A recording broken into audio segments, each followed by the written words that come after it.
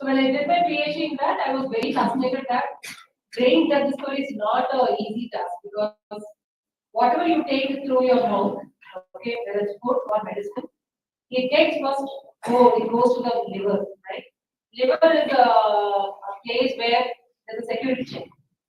Whenever you enter a place, there's a security check, right? Liver will know that this is a foreign body, it is not a biological substance. So it will try to destroy most of them, and some of them will be left out for circulation. And within the few molecules which is there in your blood circulation, it also has to go and serve the brain. And brain is highly, I think, how many of you are non-vegetarians? So I should not talk anything. And you have had beja fry. What is beja fry? Senthil is looking at me. What is balance mean? So my talk will be like this one. Okay. Have anybody tried brain fry? Nobody. Nobody's tried brain, right? Yeah, there are people. I think people are shy. And if you've seen brain, it is, what we have in the head is actually floating in a high fat place. It is full of fat. And brain loves fat. Okay, and we might wonder, why are we putting all fat in our belly? Why is it not going to the brain? So that is a good topic for discussion later, right? So it is very, very highly fat. So your blood is in the blood. To cross the blood-brain barrier, it is a big challenge. So that was interesting to me. And most of my research or whatever popularity I got is because of brain drug discovery. But why am I talking about cancer, right?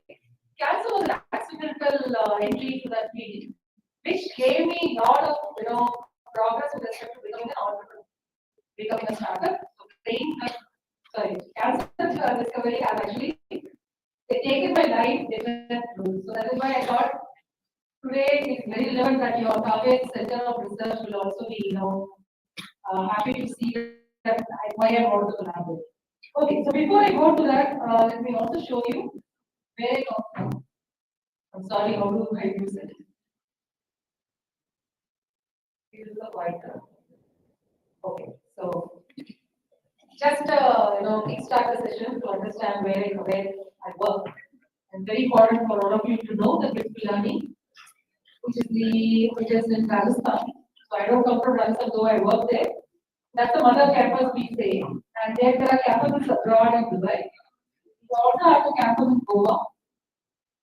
Hyderabad campus is where I come from currently. Okay, I work in Hyderabad campus. And we also have one new campus which was inaugurated last year, Mumbai. Nothing to do with STEM, it's only for business and School of Business, School of Law and Design. Okay, so this is our campus profile. And these are how the campus looks like. And I come from this place. So Rajasthan is in desert, of course, UP. And we have a proud alumni from Plenary, Central, there is PhD there. You can show your face very well. And I come from a rocky hill forest area, which is Hyderabad. So let's go to the drug discovery. I think all of you are biotechnology students, and I will not take much time to tell you something which might look like French and Greek. But all of you should know that drug discovery is a long process, and major stumble block is why there are a lot of people involved, basic chemists are involved, chemistry people are involved, biotechnology people are involved, pharmacology people are involved, animal study happens, clinicians involved. At every stage of the study, you might start with some 10 molecules and you might have only one molecule which can pass or none of the molecules can pass. Lot of regulatory approvals are required because you are making a drug for human use, right? It is not like your mother wants to try a new dish or you people would like to try a new dish and you as family will have to do it. You cannot say no, you have to take it. There's nobody can reject. Nobody can put law saying that if anybody in the house is trying a new cutlery, you have to test it first somewhere and do it. But it is not like that. In pharmacy, it is a law. And that is why medical chemistry becomes a little more challenging for people to take because the success stories are very limited. Okay, so there are different ways. I don't want to read all of them, just telling you whatever I'm telling you in simple stuff that you can understand. And if you see this graph, this is from a published article where you see that there are a lot many molecules go in the initial phase where you, like you and me, we start working on APIs, we all start working on drugs which are very good in in vitro studies, right? You do molecular level studies. It is causing, inflammation in the nose. It is also causing target inhibition. But when it comes to animal studies, some of them fail, right? And then you go to clinical trials. That is, for which you need to get permission. Anything to do with human, you have to get permission. So you have to do a lot of studies in the lab, which your animation can do. And then it goes to clinical studies, takes a lot of time. But for certain medicine, the faster approval is given, like for COVID. And COVID is the only viral disease for which drug is very fast. Especially for viral disorders, keeping HIV aside, because HIV you have a lot of medicines now, handful of medicines, because HIV also was like that with threat for the whole world. COVID is the only viral disease I can tell you that the drug is very fast. And even a layman, let us we got to know when vaccine is coming, when drug is coming. You don't have to be a technically sound to know what is happening, right? So there are certain drugs which comes with a fast track approval because it's a need of the disease, right? Under which cancer is also one such. So one such disease where treatment when you actually discover a drug, the approval window is little accepted. You don't have to do many things before you go to the clinical trial because it's not a toxic, which means it's not a lethal that you have to prove in another. But certain conditions which are put for any other drug is not there in cancer. Okay. So you have fast track approval. Still, if you see cancer drug discovery, it's still slow. Why? Because you have multiple types of cancer. If I say somebody has got breast cancer, there are 3 different types of breast cancer. Are you aware of it? I was not aware because I was too much in the head, right? I was doing only brain related disorders and I was accidentally I discovered breast cancer therapeutics and then I have to figure out what kind of breast cancer is because it is not that as a breast cancer, if I have a population of breast cancer patients, 10 of them will respond to one drug, 90 of them will not respond. It's like that. There are a lot of cancer cells mutate very fast, right? And like COVID. So if I talk about mutation, every day when you're at tea shop owner will know what is mutation. Because COVID different coronavirus different formats people use, right? Okay, so this is the challenges which is there in drug discovery. Many times, if you see in this case, there's only one drug approved by FDA, while the discovery, I'm not talking about one single lab. It is the whole global discovery could be working with 5,000, 10,000 molecules. It could be academia, it could be an industry. And then finally, if you see after say so many years, you see that it takes at least 10 to 15 years. It also costs you so much because you have to ensure your people who are volunteers who comes to are volunteer to test the drug. You have to pay them the insurance, so it costs a lot. And then you see there was only few. So cancer drug, so any drug discovery is a challenge, but cancer drug discovery, though there is a fast track approval, it takes its own time. How do we try to reduce the timeline is make use of technology, which we never, when I did my BPharm, I never knew that computer science or IT will be one of the tools which will be useful for a pharmacy graduate, right? I'm talking about 2 decades ago, okay? And when we studied, when somebody studied biochemistry, biology, biotechnology, so as a technology term, people never thought that computer is going to help you to that extent. Computer was there was an era where everybody when we were in school, the hobby that when you are in the summer break, people send us for typewriter classes. When computer classes are very costly at that time. So I have learned typewriting. So I always felt even till my PhD, I used this typewriting skill to type my thesis. That's all. Computer and me is only for typing thesis so that I save a lot of money. If I give it to somebody else, they're going to charge me, right? For typing, there's a separate charge, and for so today, because you are all in an era where cut copy paste, repeat. You have Assignment done, but today you don't even have to do like copy paste for the next generation. Chat GPT. You just even write one word, right? So even I was a chat GPT user. There is nothing, nobody needs to speech right. Something which you take time to write. Of course, we will lose our writing skills. But if you're not interested in writing skills, you want the work to be done, right? So many of you like even if there's some video that you are looking at, there's a new term which comes in. You can easily type in Google and get it translated. There's a news item in Malayalam, okay? And somebody, the Malayali is here. If you are not a Malayali, then you don't understand. Right? I don't know whether you all even learn your mother tongue language. Right? There are many Tamilians who do not know how to read Tamil. Okay. You know, so my kids do not know that because they were all brought up in wrong, right? So now the technology is there. So do we want to say that since I'm a biotechnology student, all of this is taken care of somebody else? Because like that era where it is not your job to do computational tools. It is not your job to understand whether I can put this data into graphical form.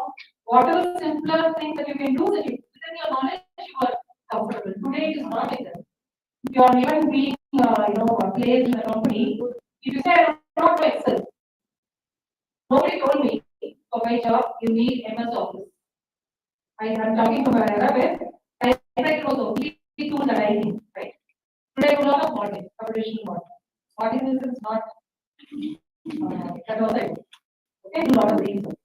Okay, so I'll tell you my answer later. That's how I feel. Okay, fine. So how do we make this big gap of too many data, too many compounds being discovered? I see we see 5,000, 10,000 compounds. Why should we even go for so many thousands of compounds? If you have a logical way to reduce it, we can do it. So all the failures can be prevented if we can do simulation based on already known data, right? If we know that Google Maps, how many of you use Google Maps? Many of you, why? Okay, for what purpose do you use? Just randomly I want somebody. For what purpose do you use Google Maps? Yeah, the one with recommender. What purpose do you? And somebody has to tell me the time, okay? I'm very good at extending the whole layer. Yeah, tomorrow next time you will not call me for it. Tell me for what purpose do you use the Google Maps? Find the route and you follow it. Okay, you drive car or bike or cycle or what? Bike. Okay, you follow the Google Map. What else Google Map can be used? What else Google Map can be used? What is it saying? For seeing where the bus is. Okay, that is also route only. Have you ever used? I have come to Coimbatore. Okay, of course it's not a new place, but the place I was staying, I did not know where to have my dinner. So I did my Google Map. It takes your current location. It will also show you. Please explore. There are a lot many tools there. Restaurants will show. Shopping center will show. Petrol pump will show. For you, two-wheeler, four-wheeler, if you're thinking that on the way you do not know. Maybe you're the new way. You do not know where the petrol pump is. So you can find. You can even find ATM if you have a car. Okay, finding ATM if you don't have a car, something is really not working, right? If you have your parents' car or somebody has given you a car, it will be useful. So a lot many tools, right? Do we want to say that okay, I have Google Maps, I have a two-wheeler, I'll use only for that. That's your choice, right?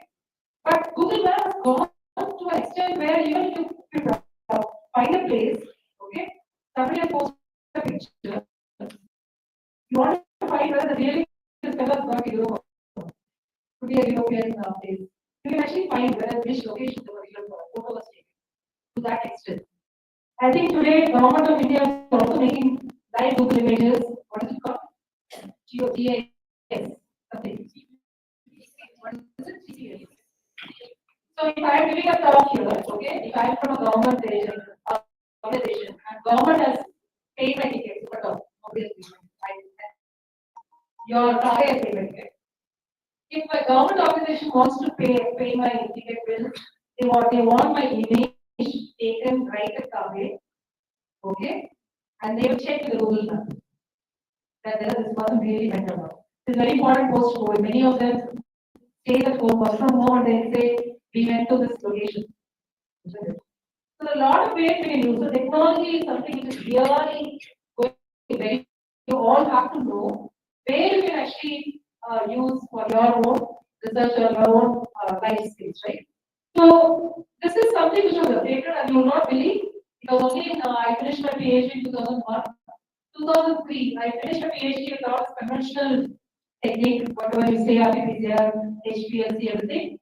I come to Bits Plenary and then people are talking about computational tools, people are talking about databases, right? Because in Europe, US, people always created databases. You know what is database? What is database? Any of them? Even if the wrong is okay, I'm not judging. What is database? Storage of information in such a way that you can retrieve it as well the way you want. For example, your student database, right? If somebody called Kavita is there, and Kavya has last 20 years data, and you want to know which Kavita, that is, you want to find Kavita who studied in 1996. Was Kavya there? 1996? No. Okay. Maybe I'm going to my area now, right?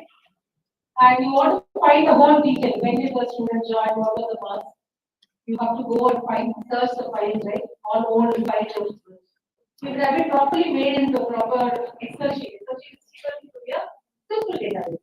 And if you just try to sort it ABC and then find where Kavita is, right? Phone directory is a database, right? So like that, there are a lot of databases of protein, database of drugs, database of literature. Today, our literature review, you just give a keyword, you get all of them, right? In Google, whether you want an image form, PPT form, you want to take a lecture, all of a sudden you're going for a job interview and they're saying you will be giving a topic, you have to take a lecture. So if you want even to download a PPT, you can get a PPT, right? So that time the era was towards database and I was not trained. So it took time for me to learn, but if you don't learn, I will not be standing here. Okay, you'll be still outdated. So this is something which was interesting because most of the knowledge can be addressed when you are doing a simulation rather than going to the lab. You cannot do trial and error today because it costs you. If you want to say that I want to synthesize 100 molecules, chemicals are costly, right? You have to buy it. You cannot just do it. But without buying a chemical, if I can put all these 100 compounds in the library and then see which is relevant to the target. If I'm working on capsule target, if it is actually inhibiting the target or not, I can do it. So most of the experiments can be done in simulation rather than wasting your money on chemicals and manpower because somebody has to be able to do it, right? If you're doing your biotechnology work, you have to grow a cell. You have to go to cell culture lab. You have to fumigate. You should see that this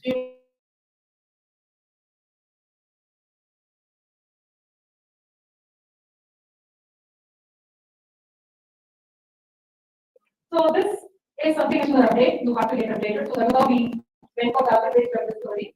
So now computer, the way the computer has helped now is you can actually connect many databases sitting in your own desktop. You want to find what a European database has, you can find it, right? There are many literature databases, many protein databases are free. PDB is a free database where you can actually, if you type a protein structure, a name, you can get as many protein structures to 3D crystallized. X-ray diffraction images you can get, right? So, so here you don't have to worry that I don't have access to those proteins. Even the protein is not available in India, you can still do a simulation, right? And today, the research has come as collaborative with many organizations, many disciplines. If you today, if you say I'm a biotechnologist, but I don't know what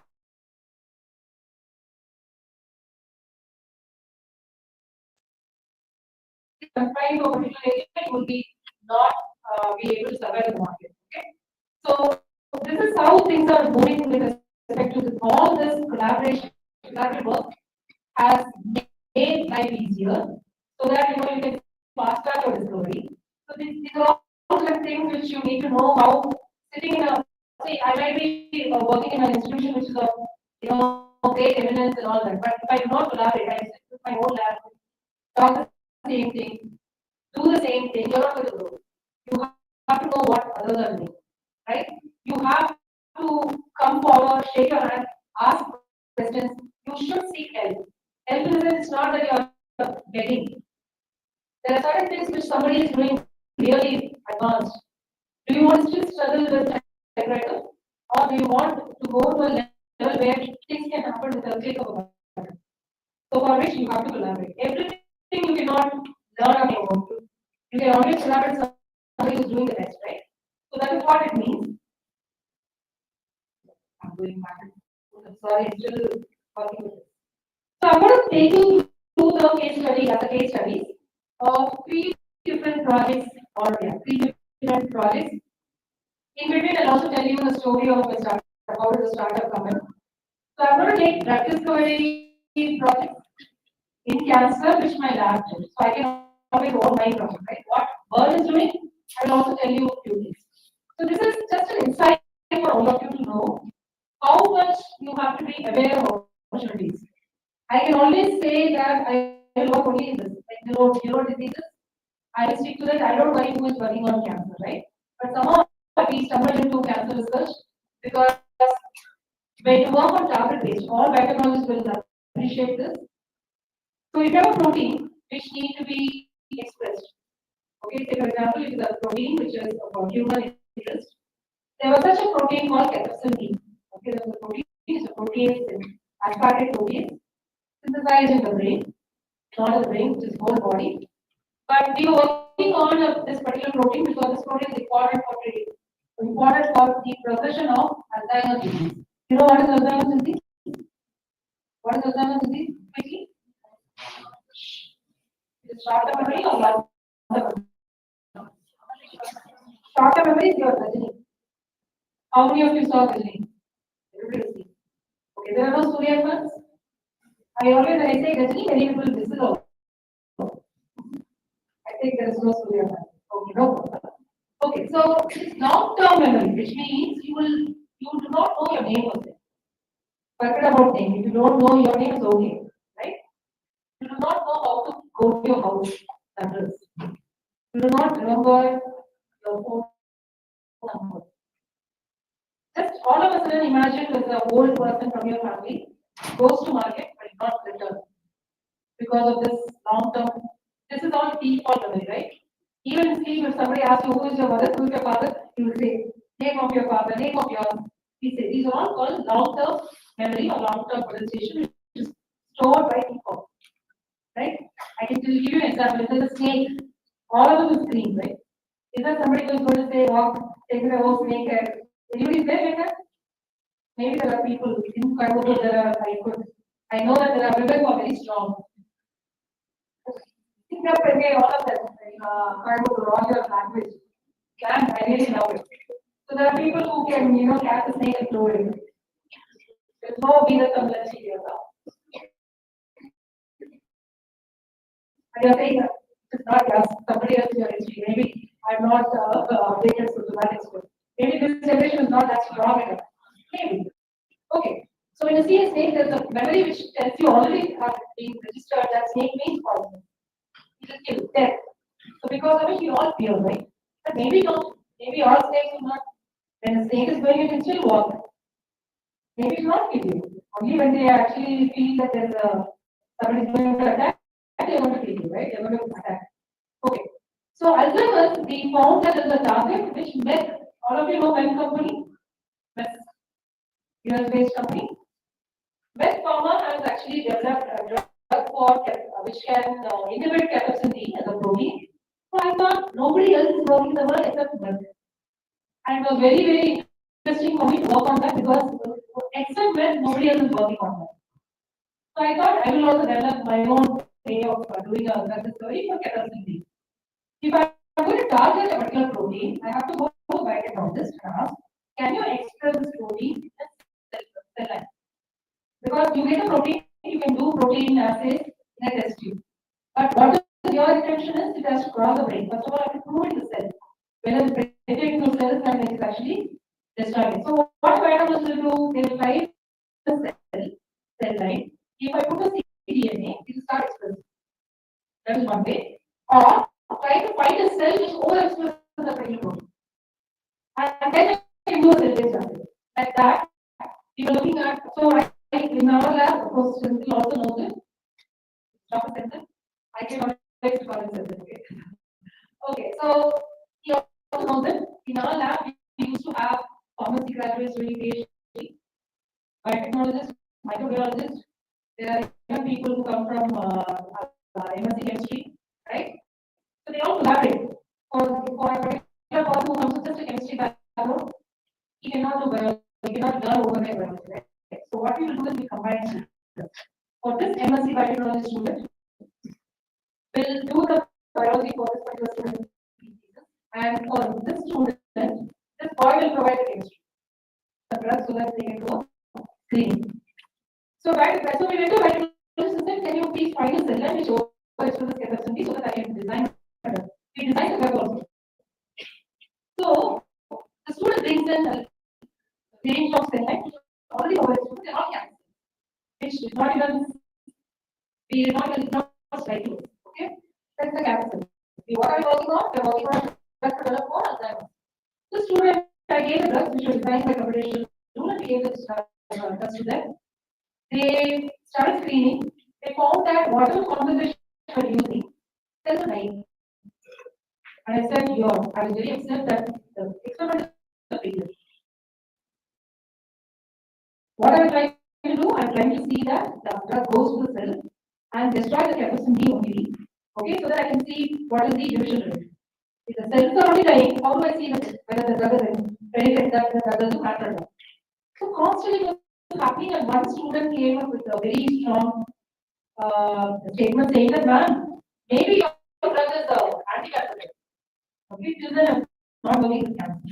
Even if I'm doing it, a small project students will do, but never excited with cancer. Right? So I said, why? Possibly it is a cancer, it's killing the cancer, right? If the cells are dying, it's not proliferating, we call it anti-proliferative anti-cancer, right? Then it struck me. So then I asked, okay, if it's anti-cancer, okay, let us finish that the paper. Maybe Alzheimer's we may not be able to do immediately. Let's finish the paper as anti-cancer. Then I asked them, what is the cell line? So the cell line said triple negative breast cancer, which was the first time I'm hearing that. Okay, you can always say a PhD so also. Still, you may not know what is the cancer, different types of cancer. So I said, what is triple negative breast cancer? I know only breast cancer, right? So I go into it. So I see that breast cancer is of 3 steps. This is the knowledge I learned, and immediately whichever forum I went, I explained to you. There are 3 different types of breast cancer. Most of them, 75% of breast cancer, because of overexpression of estrogen receptor. Right?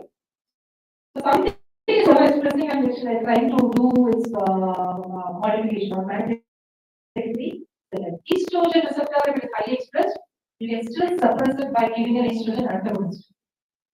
The drug can be, so there are drugs. 75% of breast cancer is treatable because there is drug specific for breast cancer. Second class of drugs, which comes under 10-15% of breast cancer, because of a growth hormone called HER2. Have you heard of HER2? You've not heard? Just I'm saying. So HER2 is another growth hormone. It is highly expressed. It can be also a reason for breast cancer, for which there is no drug, but there is an antibody available, which can actually go and block the HER2, so the cancer suppression can happen. And that antibody, you know how much it's costing? These are all biopharmaceuticals. For one single injection, it cost you around 35,000.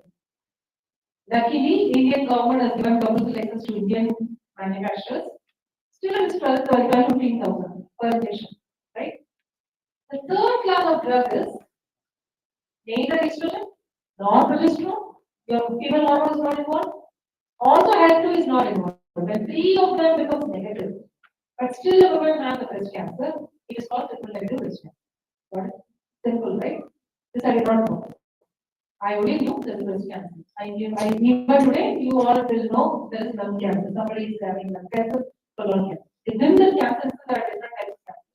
Lung, small lung cancer, upper respiratory tract lung cancer. So we do not know. We may not be expert, right? So the moment the student said it's triple negative breast cancer, immediately I go to the internet and see whether anybody has published triple-negative breast cancer drug, or is there a discovery drug is available or not. Unfortunately, there is no drug available, and Pfizer was developing a drug which is a phase clinical trial. Okay? So I thought, okay, should I just pivot my study, cathepsin D into breast cancer drug, because that's an opportunity for me. Second, I'm also taking risk because I do not know about triple-negative breast cancer. How I will be able to do it, right? So that's like this. Everybody will come into a particular stage where your core area is neuroscience, neuro diseases. All of a sudden, you have to take a pivot to cancer, right? That's the first project. Yeah. I will not take much time in that, so don't worry. So the breast cancer drug. So when I really decided, okay, and you not know why I decided it is because from point of view, there was an article which when I was searching different articles, different research papers in news during that particular time, 2014 end or 14 end, I find a 15-year-old who was just entered into puberty 2 years ago. She was diagnosed with triple-negative breast cancer. The problem is triple-negative breast cancer is the most aggressive one. The maximum duration a person can survive, even with chemotherapy, because no cancer, right? It's only 2 years. So these two bothered me, and I was thinking that if you are in a science field and you being a woman, right, you got one particular study done. Maybe it's not a foolproof or the only study you can say that you have discovered something, but at least step into that domain. Let me do this cancer research. So that is for 2014. I really wanted to study what is breast cancer. Should I really go into the study or not? So that's how this project came, and this project made me start a company. You will not believe the studies led to preclinical discovery when animals survived. You know, breast cancer, which is another knowledge for all of you to spread, is breast cancer will not kill the person till it spreads to lung. Breast cancer can spread to colon, breast cancer can spread to your abdomen, ovary, till it doesn't touch the vital organ like lung, majorly lung. Because if you don't get oxygen, no life. Okay, even if you have heart problem, you can still put a pacemaker. Lung, there is the transplantation is also something which is happening now. We may have it lung transplantation as a bigger thing which is going to happen right now. So even for TB, for example, HIV, why not the threat? HIV will not kill the patient. Even if you immuno compromised, you can survive. It has a second infectious disease, TB, right? Why because lung? So COVID, why people are very worried? Because lung again, right? If you do not have oxygen, no cells will survive, right? So breast cancer person if that spreads to the lung, it is deadly. Triple-negative breast cancer is very aggressive. Immediately goes to lung. The death is only because of lung cancer. Okay, so we have to take a very conscious step because I was not expert in cancer. So I put my first project and say that yes, we will do it. And I also talked to clinician asking whether has he heard about capacity? He said, no, I have not heard about capacity. So I do a lot of surveys and I find that capacity is something which is going to be useful for women till they're feeding because when you're pregnant, capacin D actually goes to the breast tissue and it starts overexpressing. So that when the weaning period gets over, it has to destroy all the milk glands. So capacin D is like a sister protein, okay? Cut down the peptide, the protein. So I see that it is very relevant to work on breast cancer than when capacin D is overexpressed in brain. If it is overexpressed in brain, in 60-year-old, it is Alzheimer's. Okay. So capacin D was something which was a target for me. I thought, let me first do the breast cancer. Then I take my Alzheimer project at a different stage. But fortunately or unfortunately, I do not know. I ended up doing cancer research continuously. So this is the case study that I wanted to show. So, so the targeting toxicity was we did not know that it is a cancer target till we did that experiment. Okay, we started for Alzheimer's because Merck had patent for Alzheimer's drug targeting cathepsin D. And today I tell you proudly, the first patent filed for cathepsin D targeting as breast cancer is from our lab. This is a proud moment, right? So even that could have got surprised. Oh, capacity can be used for cancer because for them it will not take much time. They can work and they have a lot of cancer projects also. So we found that capacity can be a good target for breast cancer.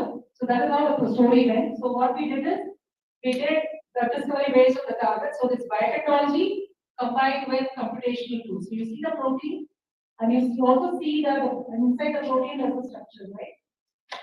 It goes and binds the protein. So we proved it in the computational tool that this particular molecule can go and bind to it. And the proof of concept when we did in the cell line started killing the cells, right?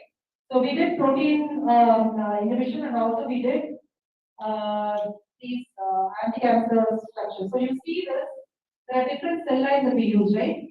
MB, AMB 2231 is the triple negative breast cancer. NCF is a estrogen progesterone positive cancer, which is your 78% of cancer. So we did all types of breast cancer cell lines, we procured cell lines. When we did, all of them showed positive results, which means it kills the cells. So for me, the major intention is triple negative if I'm able to get a drug, right? So we did a study and then, you cannot take a long step because this is a field which is new for me. So we called some industry, that's why I said, without collaboration, if you do something, it is only in silo. I'm telling you. You might feel happy, but you're not going to progress. So we did because we're taking risk on this, we called an industry guy and he was surprised with the results. With anti-cancer screening, he said, can you do it for 72 hours? We did only 48 hours. He said, do it for 3 days. I want to see whether the drug is still inhibited. Do for 5 days. So you have to replenish your medium. That's all. The cells will grow, right? So we try to see whether it is going to be, this drug is going to be resistant to this drug because you're going to keep putting the drug, right? Fortunately, it did not cause resistance. It still kept on killing every generation of cells. And that was enough. So I do not know what to do because our major focus was brain disorders. We are patenting molecules for epilepsy, we are patenting molecules for neuropathies, which is pain. But we were thinking, should we go ahead or not? And then the industry guy said, please patent. Go to industry and sell this molecule. That's what we were saying. So we did all the studies which are relevant. So we did. Second important thing is, all of us, this is very new to me, so I also learned through this journey. So I'll give you an analogy. So for example, if there is a place where there's good,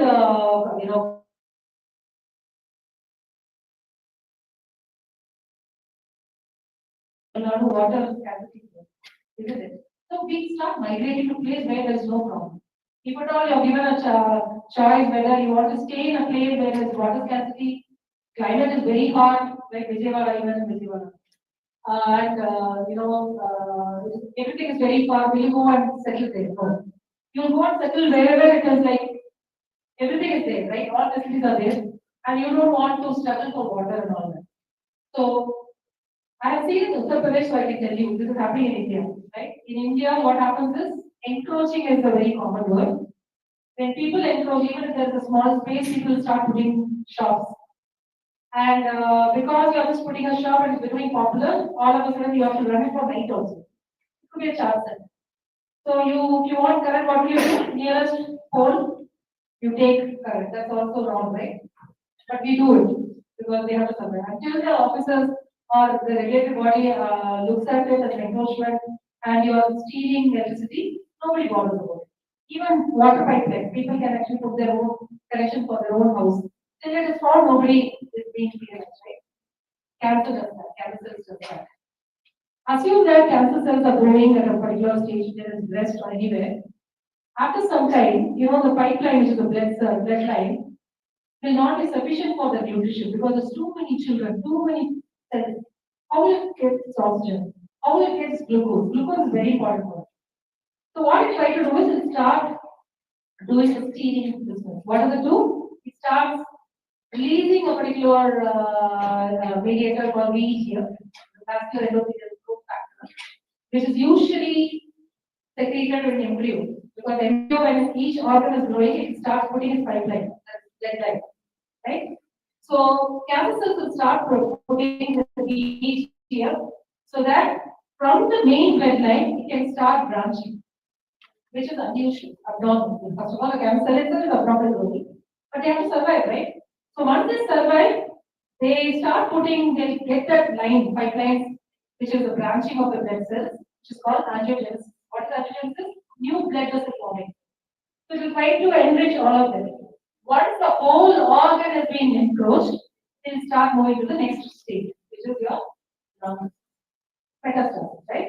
The moment angiogenesis happens, that itself is a stage where this cells can walk through the blood line and go to other organs because that is circulating, right? So angiogenesis, if it is there, that is how the cancer is created. If you are fourth grade, if somebody says, that means all these cancer cells are stored in the circulation as well as they are going to multiple organs, right?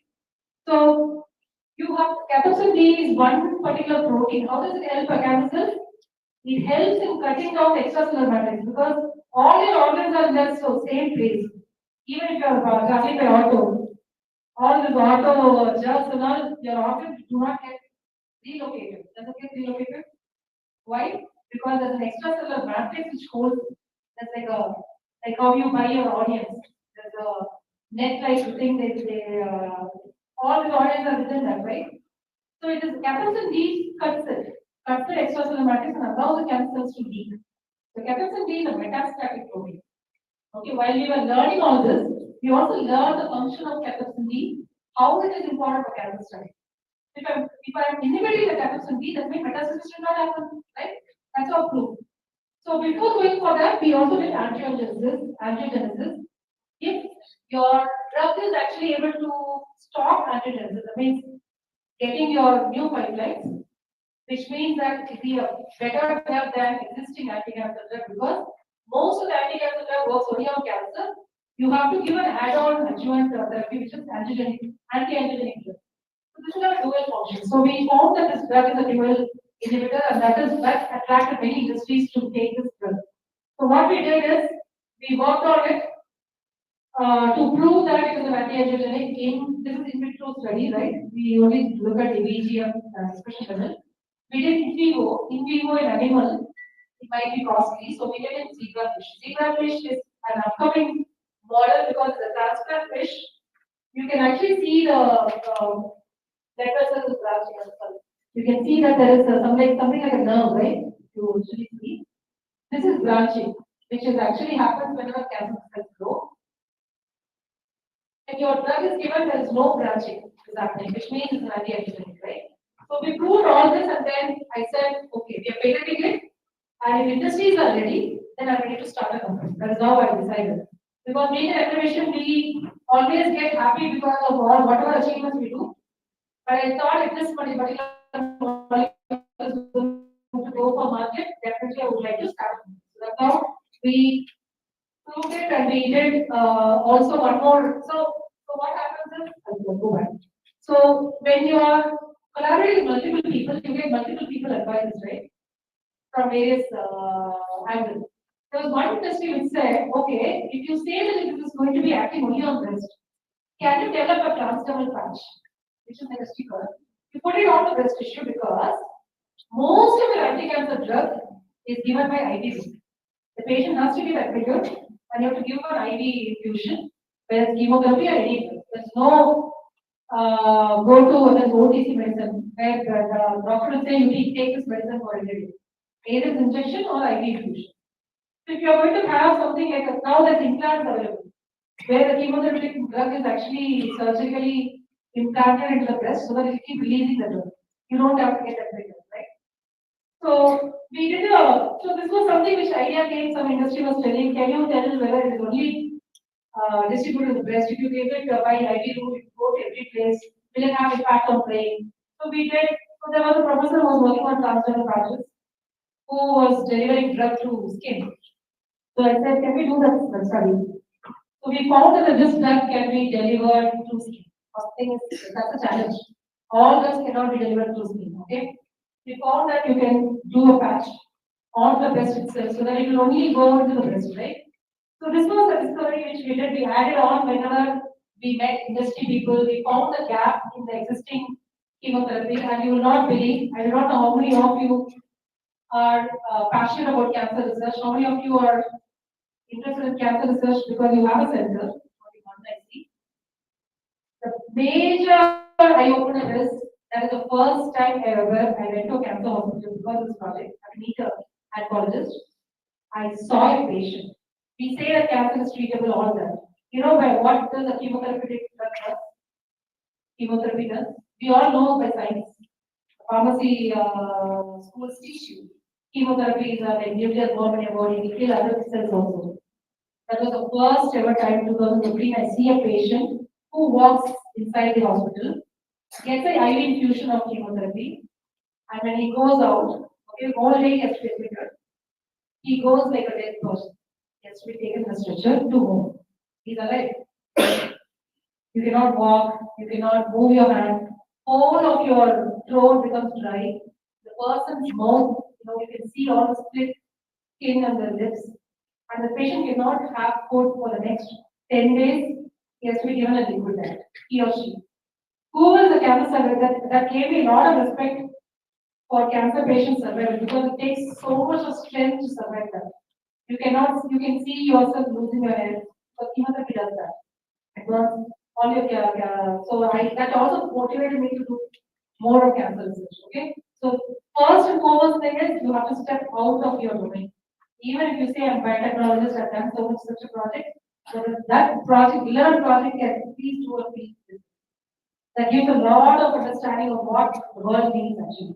So this is one project which led to another project which I'll tell you later. So we did a discovery and this is what we promoted as Yogeeswari. I do not want to call in my name, but we made a logo in such a way with YS. It sounds wise, wise innovation, right? Why wise? Because if I'm stuck to my academic mindset that whatever I'm doing is best, neuroscience research I'm doing best, I would drop the project. I would have made a small paper out of it saying that because breast cancer is also what and you're gone. It led to an understanding of the need of the day, and we made a wise decision of pivoting from my regular kind of research and go to a cancer field. And this is how we promoted our drug discovery. And today the drug is US patented, and now there is a company in Hyderabad which is interested to develop it. So we finished even animal studies. So this is just a snapshot to say that this is a journey which led to further projects which I'll tell you later. Quickly move on to the second major thing, which is also of interest for the cancer group, which is working on epidemic growth factors. So this is one of the projects which we did oral cancer. And what is exciting in this is not about the discovery, because we already got excited, right? Going into this cancer research. But what is exciting here is the factor which is important for me to take this project is in India, gutta chewing. We say that somewhere it is happening. You will not believe 75% of oral cancer patients are women. Okay? Why? Why? One is chewing and is oral hygiene. Okay? There is northeast, there is something called Mizoram, I believe. Mizoram is the capital for oral cancer. And the place where I live, Telangana, the state, has high oral cancer patients. And when I look at the world map, you see where India stands. Oral cancer is something which is most ignored. Okay, and why this is more related for me? It could be a normal drug discovery project where you develop a drug, screen it in oral cancer cell lines and go on. No.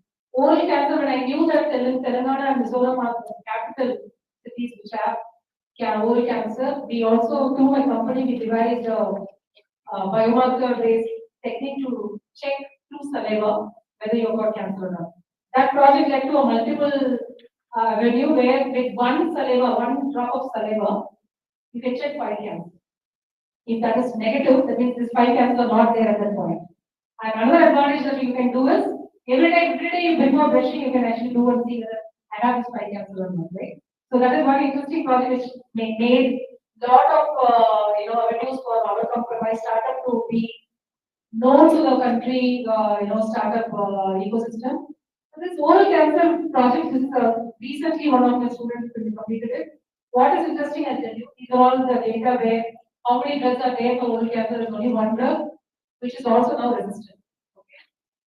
So what we did is we went for two different targets, is EGFR. When we start with EGFR, not all cancer can be treated if you target EGFR. EGFR is epidermal growth factor, which is common for any cancer.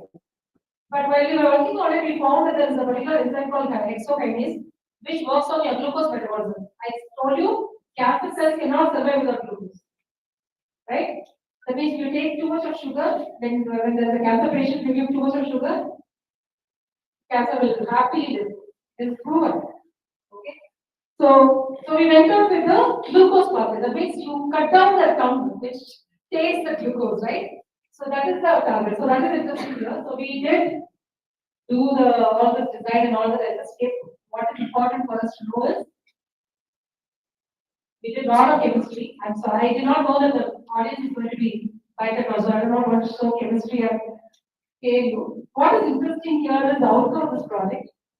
Yes, it kills oral cancer, but then you know how does it kill? It goes to the mitochondria in your cell. Every cell has mitochondria, right? What is the function of mitochondria? Yes? One of you. One of you can tell. When you score, everybody is saying, I'm not able to hear. One of you can tell. It is a powerhouse, right? It's like your liver, right? All metabolism happens there. And mitochondria is also important for oxygen exchanges and all that. So it actually, though it is our intention was to cut glucose metabolism, so that it will not survive. Yes, it works. But add on, as an add-on, what we found is it goes to the mitochondria and kills the mitochondria. That means it disturbs the mitochondria. So mitophagy we call it. Autophagy is what is autophagy? Cell death. Here mitophagy happens. Something which is interesting for the PhD student because I said unless you bring in something for this particular work, and you will Dr. Sendil should also be feeling proud because this is not a new method. We actually repurpose our own database. We call it a BIS database because all medical chemistry students put in PhD, all the compounds are put into a database, and we only recycle those compounds now. So that is how we got one of the compounds. I'm not sure whose compound it was. So this is all of my biology. So this is something right? And we also proved it in animals, so I'm going ahead. The third thing that we are currently doing, which is work in progress, for the WIP is, everybody talks about AI, right? Why not? How will AI be useful for a drug discovery scientist, right? So what we are trying to do in cancer is, we are trying to assess as many last 2 decades, as many drugs which have come into the market. First of all, we know how many drugs have come. So many drugs which are there in the literature only, nobody has developed it. People are published in animal model work for anti-cancer. That's all published. Somebody have published just saying that that's just biggest screening, cell-based screening is anti-cancer, right? So we wanted to know how people decide on which drug to be taken to animal is the most effective compound, whose MIC is very low, right? That's how we take it. So we wanted AI to tell us whether our logic of going for top rank is the best thing, or take some class of drugs which is top 10. And among 10, maybe the 10th one is not having so much of bioactivity with respect to nanomolar, but even micromolar. But they probably has all its ADME, which is how to absorb the body in the human. Maybe that parameter is good. So we want to do that. So this work is still in progress. And why we want to take this is because today it is trending. Everybody talks about AI. And we want to understand whether AI is going to be useful for an academician who is working on within the resources that you have. You don't have so much of crores of money, right? For any project.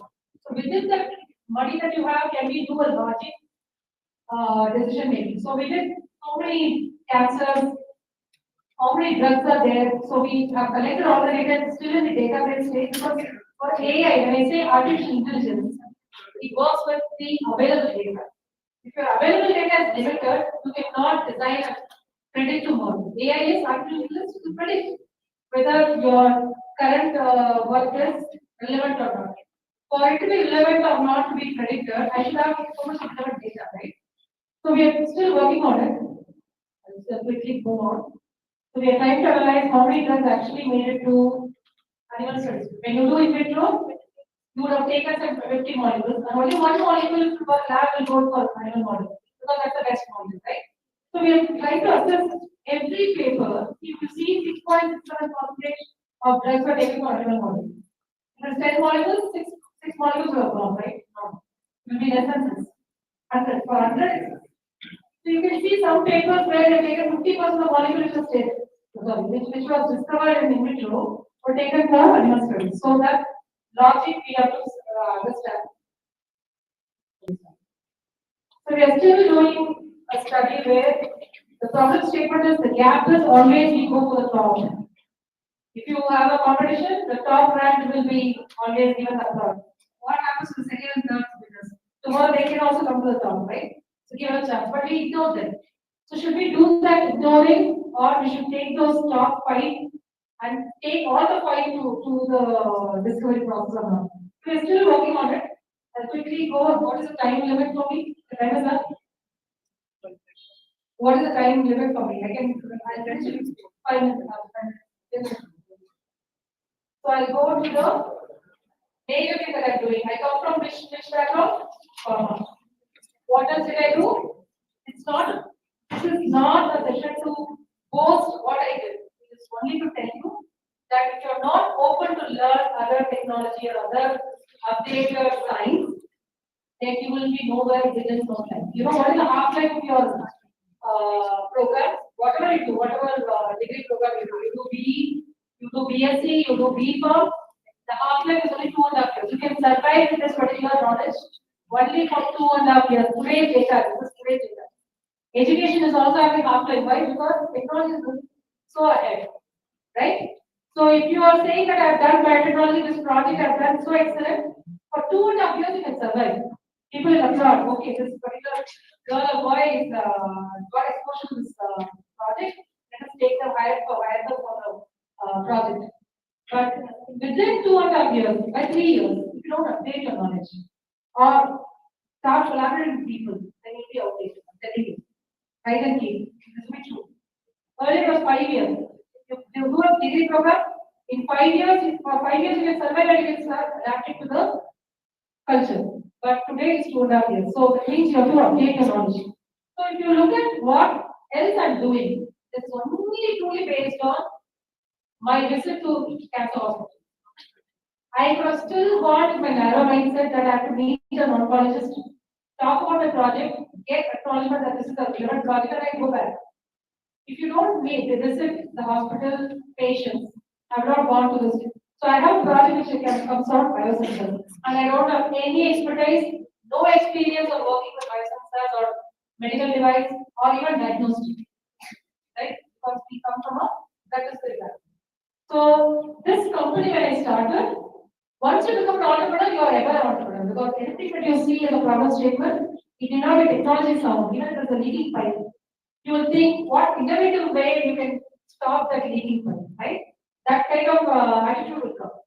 So what we did for breast cancer, you know, right? We discovered that what triple negative breast cancer is.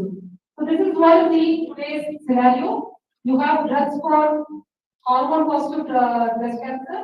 You have drugs for F2 drug resistant antibody, but you don't have drug for it. And today what because the opportunity which knocked me, I took that opportunity as a risk because of which today I can claim that we have drug for negative breast cancer, though it's not in the market, you are going to develop it, right?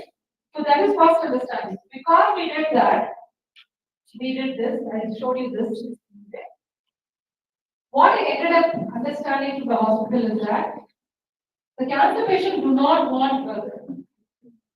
What do they want? The sense they are okay with chemotherapy. That's whichever patient I saw, they're ready to go through that pain of having chemotherapy, go back to home. But what is that which is fearing is, first of all, there's no awareness. When we should screen for cancer.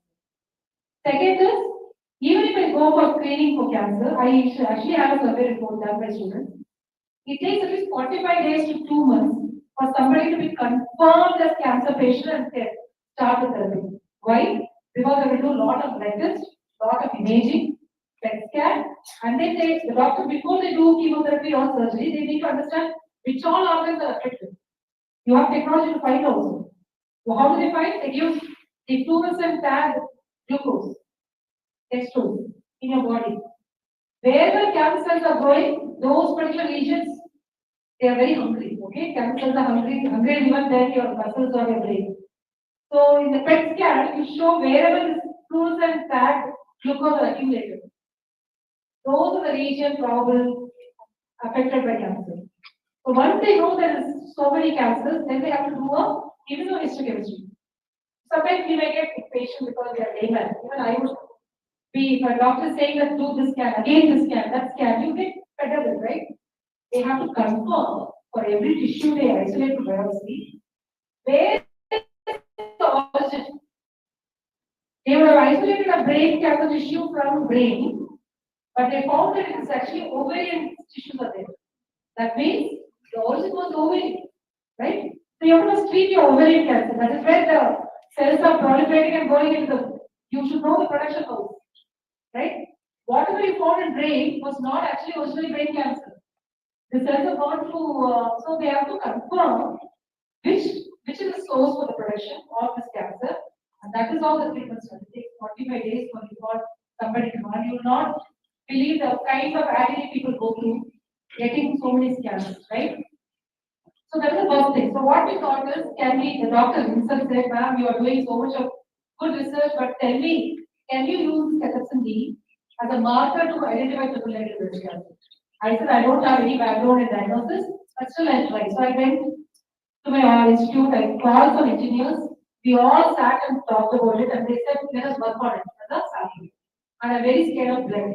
Okay, we are not trained. If you are a nursing or a MBBS, you are trained so hard that you don't even mind seeing so much of blood, right? So I said, I will not work with blood. Let us do with saliva or urine. Especially for breast cancer, you can even take a sweat. If your sweat is acidic, there is a concern. Whether it's done or blocked. So we want to do an innovative method, and that is how we started a project on biosensors. And today, this is the project which is in the forefront of the company, and this gave me a lot of limelight. I've been actually ranked as one of the top 75 women entrepreneurs in the country, leads by Prime Minister. It's only because of this project. Today, whatever I am, to say that cancer is important, cancer prediction is important based on saliva-based device. So I don't have any background, okay, of doing diagnosis. It is only your opportunities where it start thinking, collaborate. If you do not talk to your cross-talk to your engineers, cross-talk to other disciplinary students, you will never learn. And these are all because of the multidisciplinary effort. So today we have a device.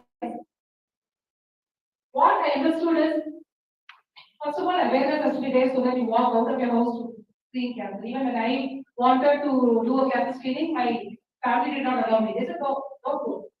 First of all, this is stigma. If you do, then we have to go through, right? We don't want it. Even I'm not a person who will go on astrology prediction. There are a lot of people who go and find, when will I go to foreign countries? That is not the question you ask, right? We want to predict our future even before that. Even for cancer prediction, people are scared, first thing. Second is the social stigma. People talk about it. I think this fellow went to a cancer hospital, I don't know, I think somebody has cancer. There is also social stigma in India that if somebody has died in a family because of cancer, they don't even take girl from that, girl or boy from that house because they think genetically this person will get cancer. So this stigma, this is a bigger shock for me, culture shock, to understand that you might do high-end science in the lab. You may study cancer research in your undergraduate or postgraduate, but when it comes to you and your family, we are still scared of cancer, right? So that's the first thing. Second is, I was going for my own incident is when I was going to meet the professor, the doctor, oncologist for my project, because all of the funding agency will say, how can you do cancer diagnosis? You should have a doctor now. So I say, I have a clinician. So I go for project term. You know, my car driver asked me, ma'am, Pico, no? He asked me in I said, what? I did not even realize. No, Barbara, you are going to cancer hospital. I thought you are going on treatment. Then I realized, right? He was concerned, of course. And then he probably Google walks into the cancer hospital, people think. So that is also a fear where people do not want to enter to do a screening. Now there are a lot of diagnosis which does, right? So this is something which is a problem statement.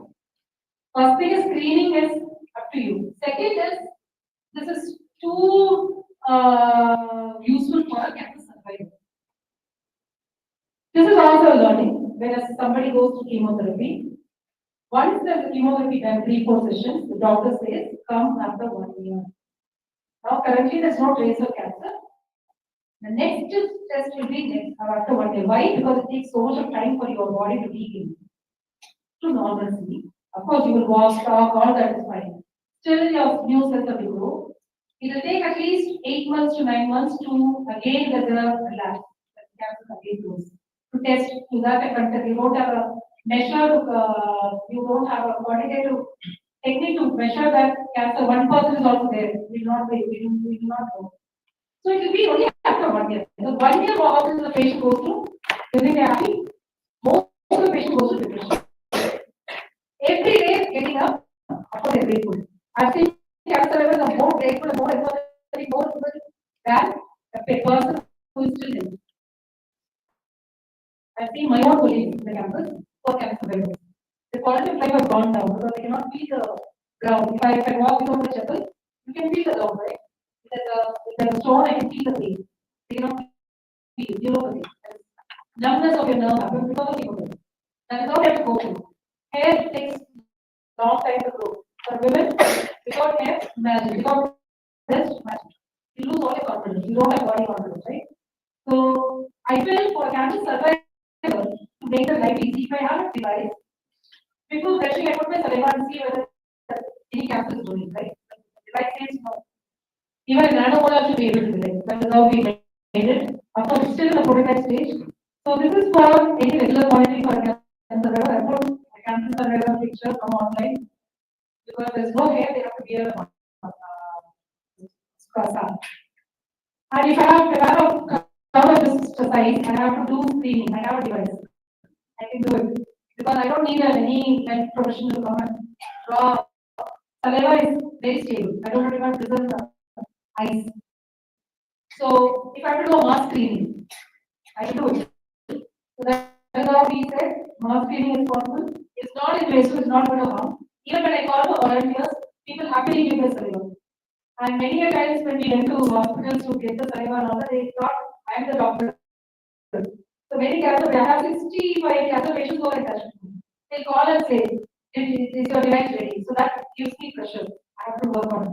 More than my academic research, I believe if you are a science graduate, any science, and if there is a calling from the community, I think that's your first priority.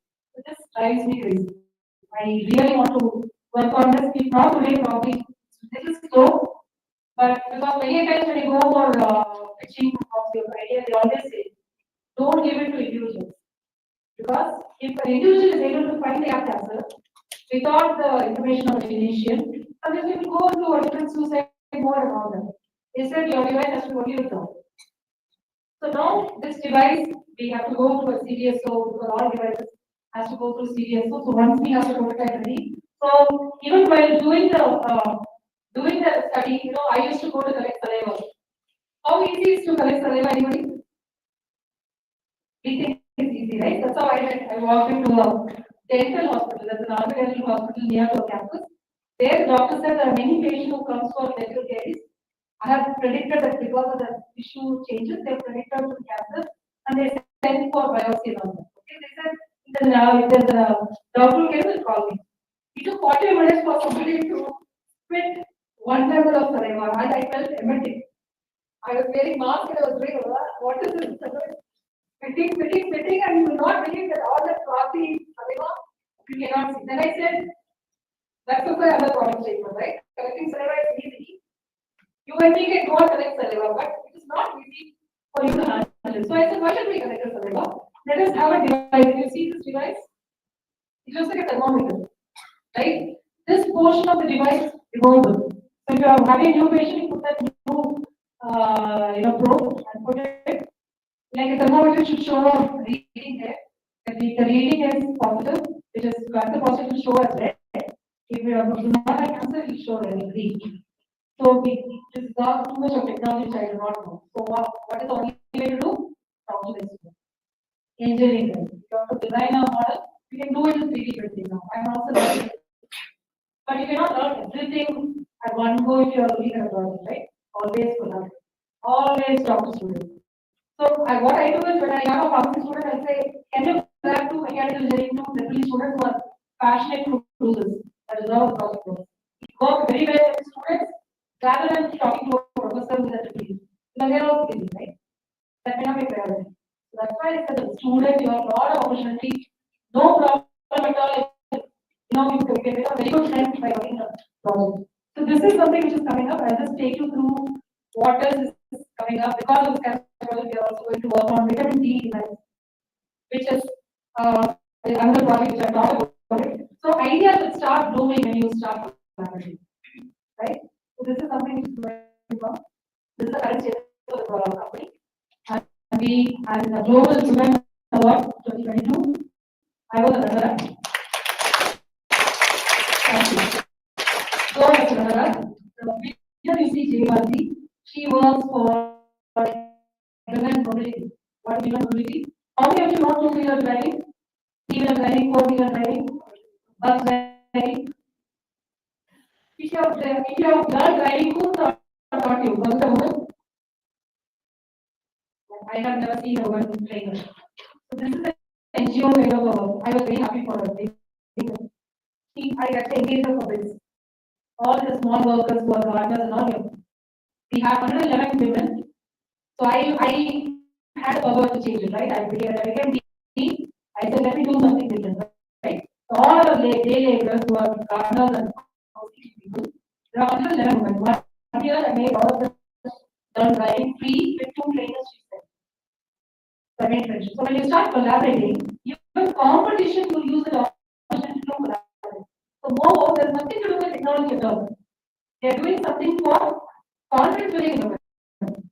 So she has a passion to bring women Zomato delivery people, Swiggy delivery people. There are few people there, women are doing it. There will be women drivers, school bus drivers. Will you not feel good when your children grow up and there is girl child sent with a women driver? We want it, right? That's the passion. I'm very happy for it. Why? Because when you start collaborating, you will not have any competition with anybody. You will always see how we can join hands and do it. That's why this is there. This is not post that I'm great and all that. I'm very, very comfortable with whatever I've done. This also made me believe I want to learn first time. I want to do it and you will also do it. Okay, I'm very, very active in social media. It's not to show that I can do this, no. If that showing off causes some trigger and people like you, that is my success. That's what I said. That's fine. Technology or life skills, everything is learning throughout your lifetime. Okay? Start collaborating, start learning from each of you, start appreciating your researchers. This is the last thing that I would like to tell all of you and then end the presentation. Thank you. Anybody have any questions? Any questions? If you have any questions, then ask me. If I have time. I know that I've still all the time. I don't want to see the organizer at all. I'm talking what I can see in the students. Anybody have any questions? Finally, I'm Yogeeswari. Okay, please don't worry. Okay, and I'm very glad that people call me. I'm so thankful for this time, but nobody's left. I'm very good at making people sleep during my chemistry class. I tell a lot of stories for every chemistry structure that we do, and I'm so happy that even the last lecture did. Thank you so much.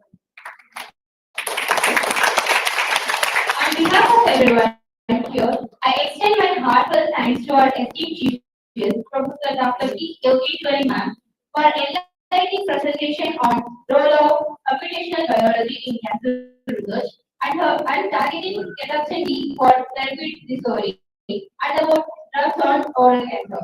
Your insights have shed light on groundbreaking advancements that bring hope to countless lives. We are truly inspired by your presentation and innovative approaches you have shared with us today. Thank you, ma'am.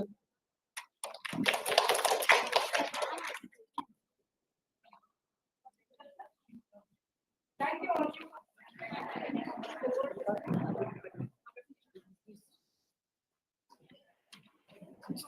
I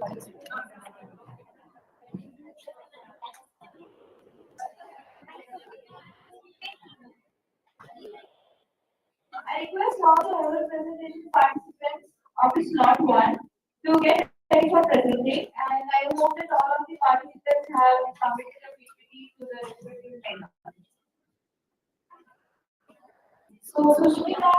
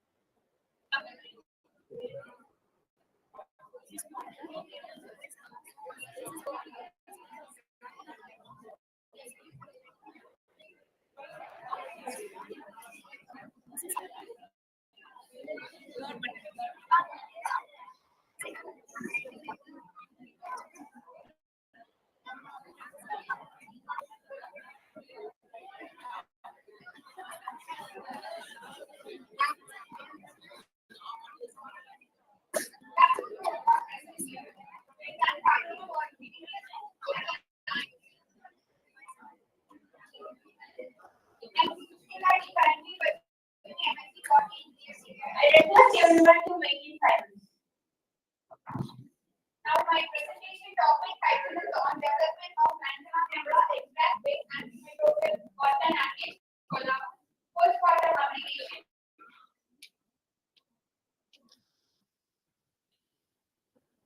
As we know, health and hygiene plays an important role in our medical field, and my topic is mainly focused on female hygiene and postpartum period is commonly defined as a network of approximately 100 members of more than after the childbirth. And uterine maternity is one of the most common causes.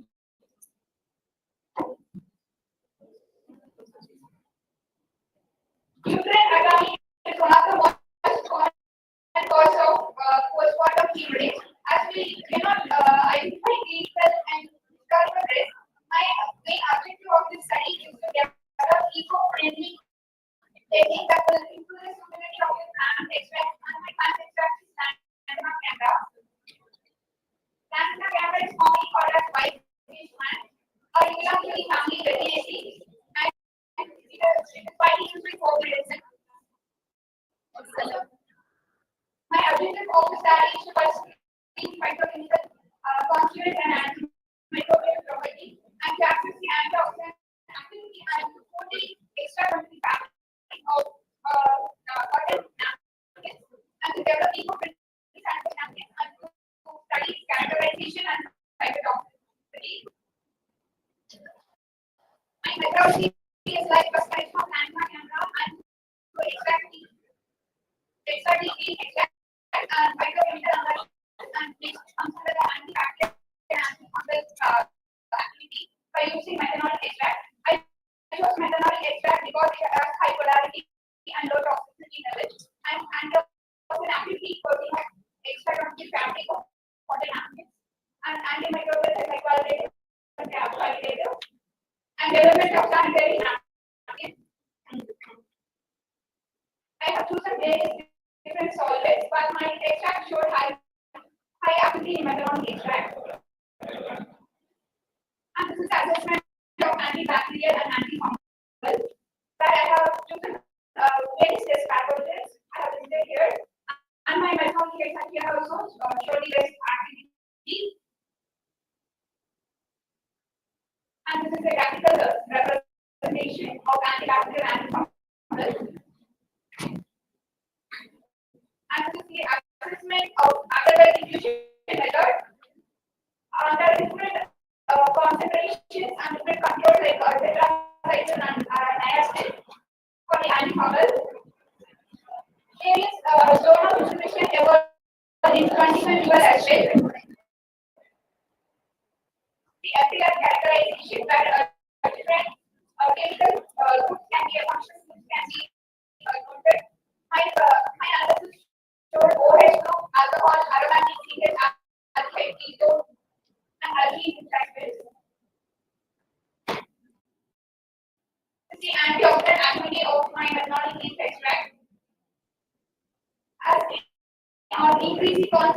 I have verified that scarcity has to be also increased. Coating of extract on fabric, I chose methodic extract and I remember this is a machine on which is used to coat the fabric in textile industries. Curing was done at 140 Celsius for fineness. This is the assessment of antibacterial activity on different fabrics. These are some of the acids like A, B, it is nothing but coming in association of cotton. This shows the results by the applied databases to the statistic agencies. They have got the results. They have also found that staphylococcus aureus and beta-arbutin was not absent in our napkin cotton napkins. It's a bioburden test for testing the antimicrobial activity. We are testing what is untreated and treated. And conclusion, it is a promising approach to improve hygiene and reducing the risk factors of infections on the postpartum and adult care. Incorporation of powder loaded napkin offers a sustainable and effective solution for the modern era. Thank you.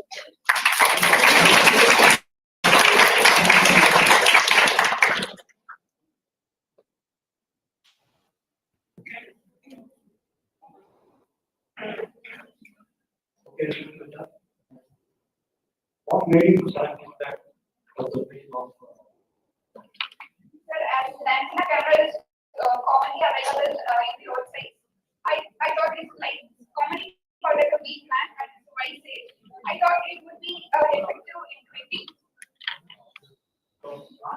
government is all this is one of the favorite species of and government has taken steps to cut the trees like eucalyptus, acacia, and these plants. Where the might use that. Okay, and what's the purpose of doing DBPH? Is that to be using It was to get the antioxidant activity why preventing of the free radicals. Your age is My purpose is to treat for the after postpartum hemorrhage, but also infections. For persons who uses the cotton napkins and they should not get affected by any of the germs or any of the infections. So antioxidant is also listed. how big is related to what are the exercise activity because you have the adult practice here in yes, which is the pretty one is why what do you carry out Additional assay has to be carried out for the further assays. Thank you. okay, thank you.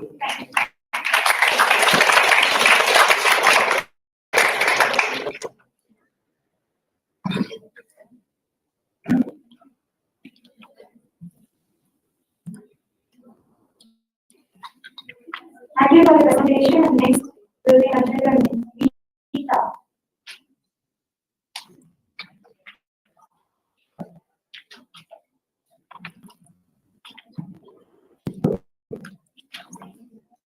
Good afternoon, all present here. Myself is Rita, research scholar from the Department of Microbiology. From PhD College of Arts and Science, I'm here to present my title entitled as Formation and Adaptation.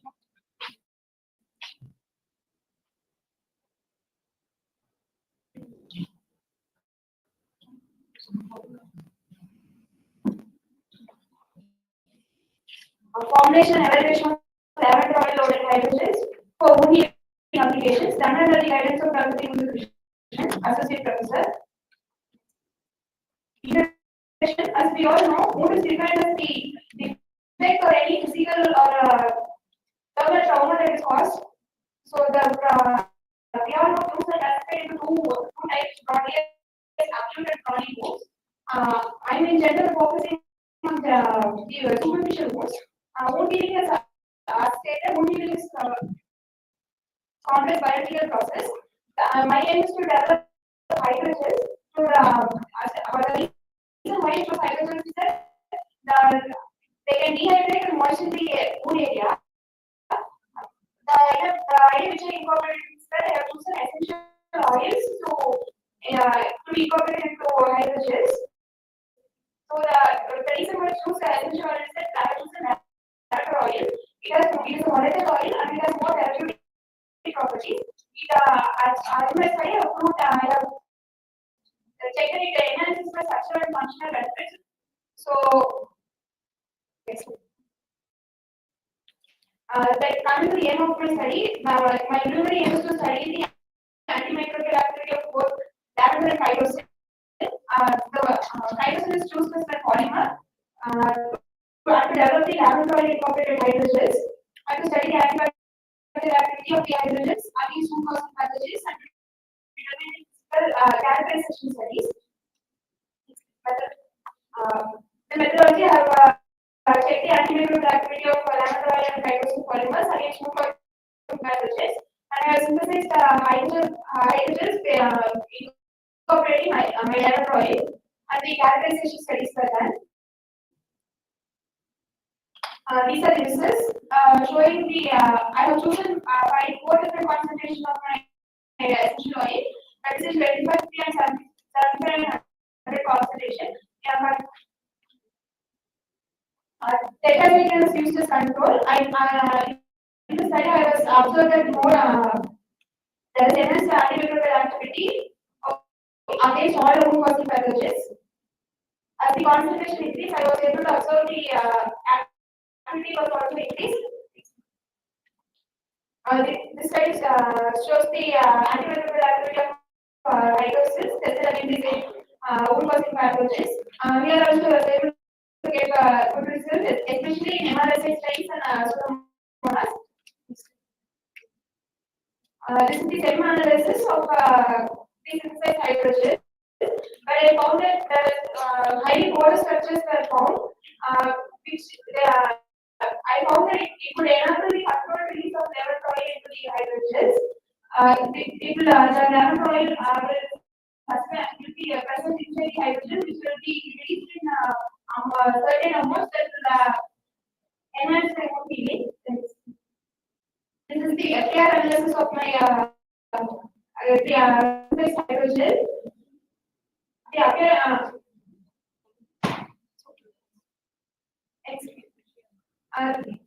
This was the preliminary study to the assessment toxicity analysis.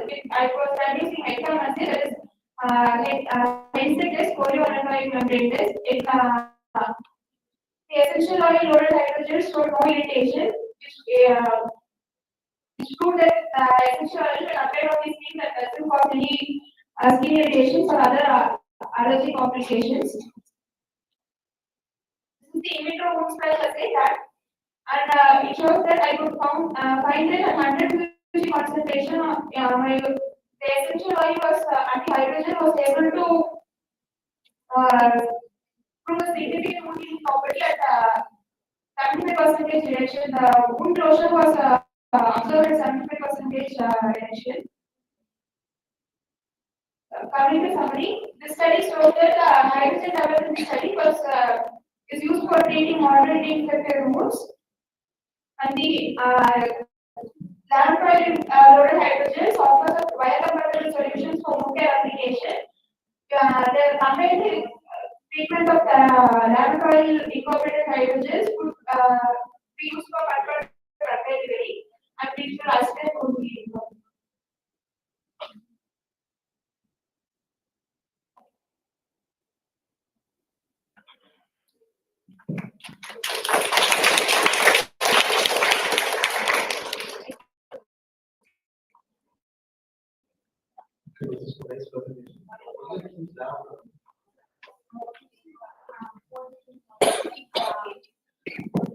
I have chosen 4 different oils for my study. The reason why I choose lavender oil is that as per the literature, it contains more antioxidant activity as well as antimicrobial activity. So very good. I was explore more on the literature. You perform cardiovascular. Yes, sir. Yes. But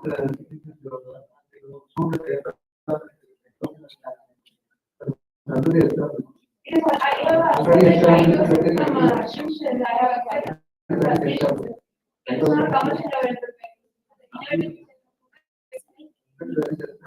Yes.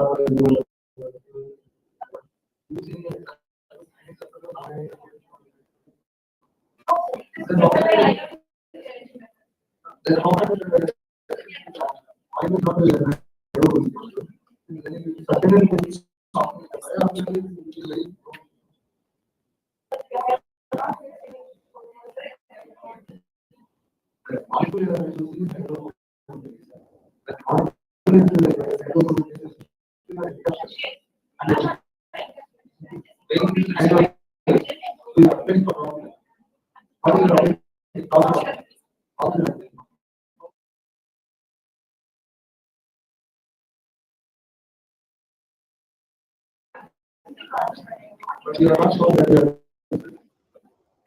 you are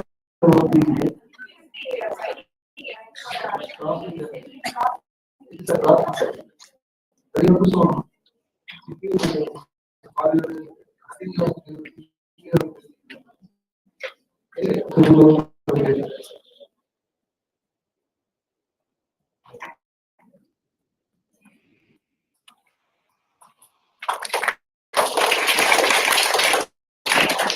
Thank you for the presentation. The next one is Shivansh.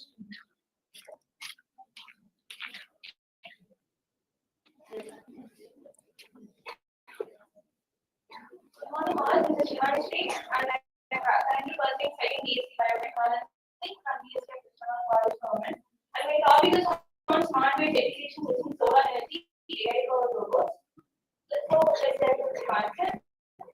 The two major problems that was faced by our society is depletion of non-renewable sources and difficulty in waste management.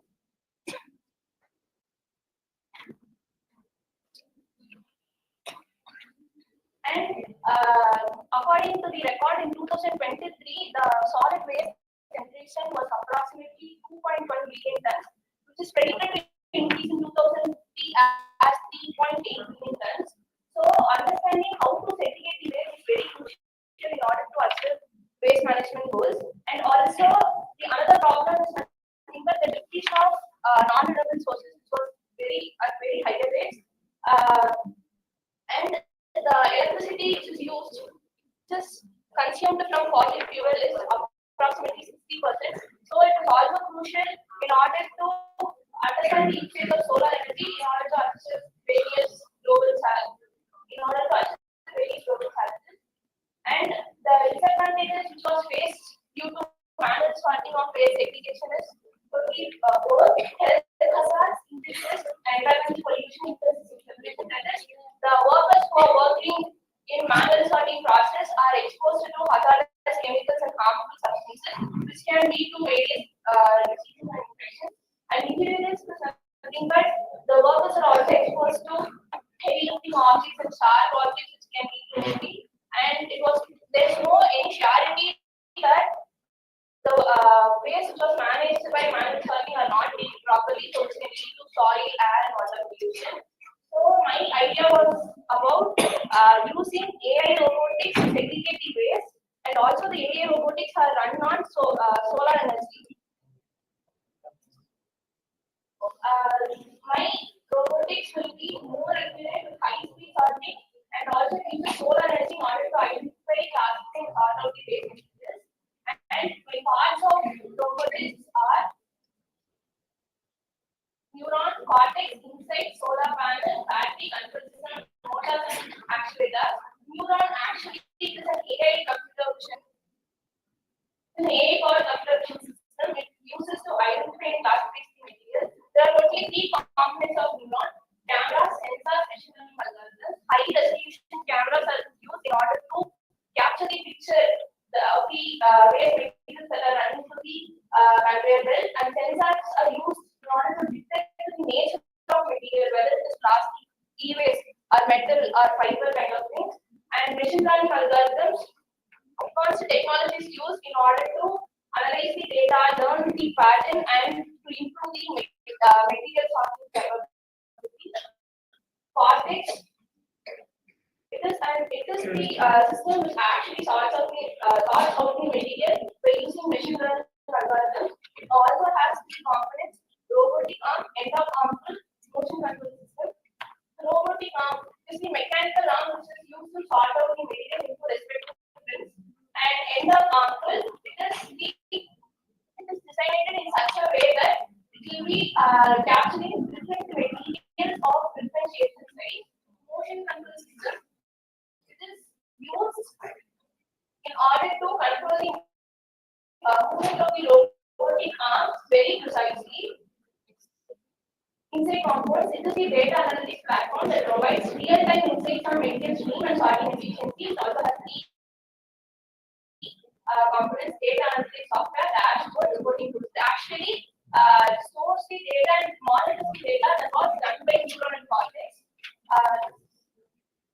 My action generation is on using solar energy in order to operate robotics. That is, solar panels will be generating electricity by absorbing the sunlight during the daytime, and will be storing the solar energy as direct current in the batteries for later use in nighttime. And the battery management system is used in order to check whether the batteries are not overcharged and maintain optimal energy flow.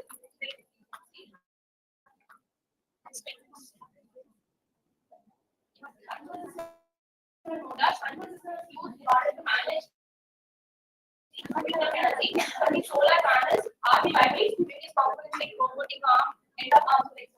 And motors and actuators are used in order to receive electrical energy from the battery to drive the robot's movement. Actually, there's a recent innovation that by using robotics we can segregate the waste. But my innovation is using solar energy. My robotics will be increasing the sorting efficiency up to 90%. I end up the code with one to change the view, a view to change any to change the world. All start with one. And that one is my view. Thank you.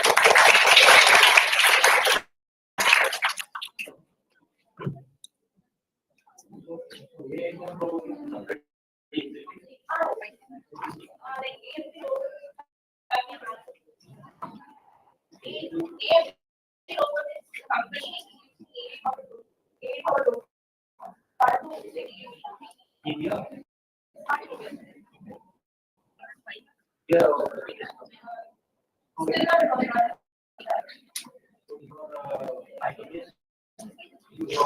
Ideas to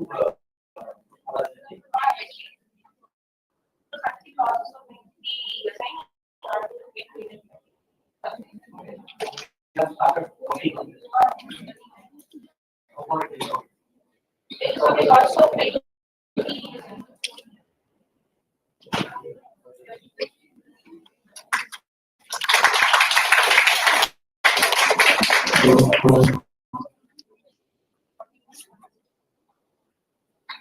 Dear participants, I kindly request, please don't make any noise. You will disturb the presentation also and will not be able to have it for our company. I request all the participants to please keep silent Kindly listen the PowerPoint. Thank you for the presentation and the next presentation will be done by Rama.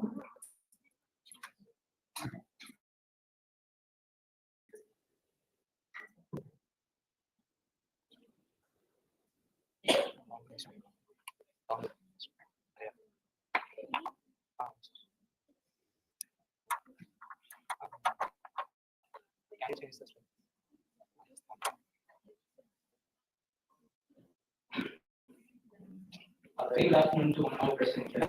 This is Shana, a PG student from ASC College of Arts and Science, currently pursuing PG in biochemistry.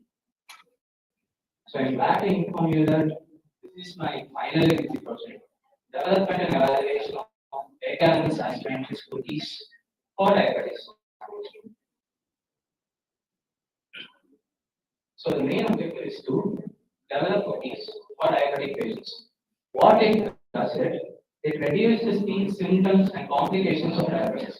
So let's get into diabetes.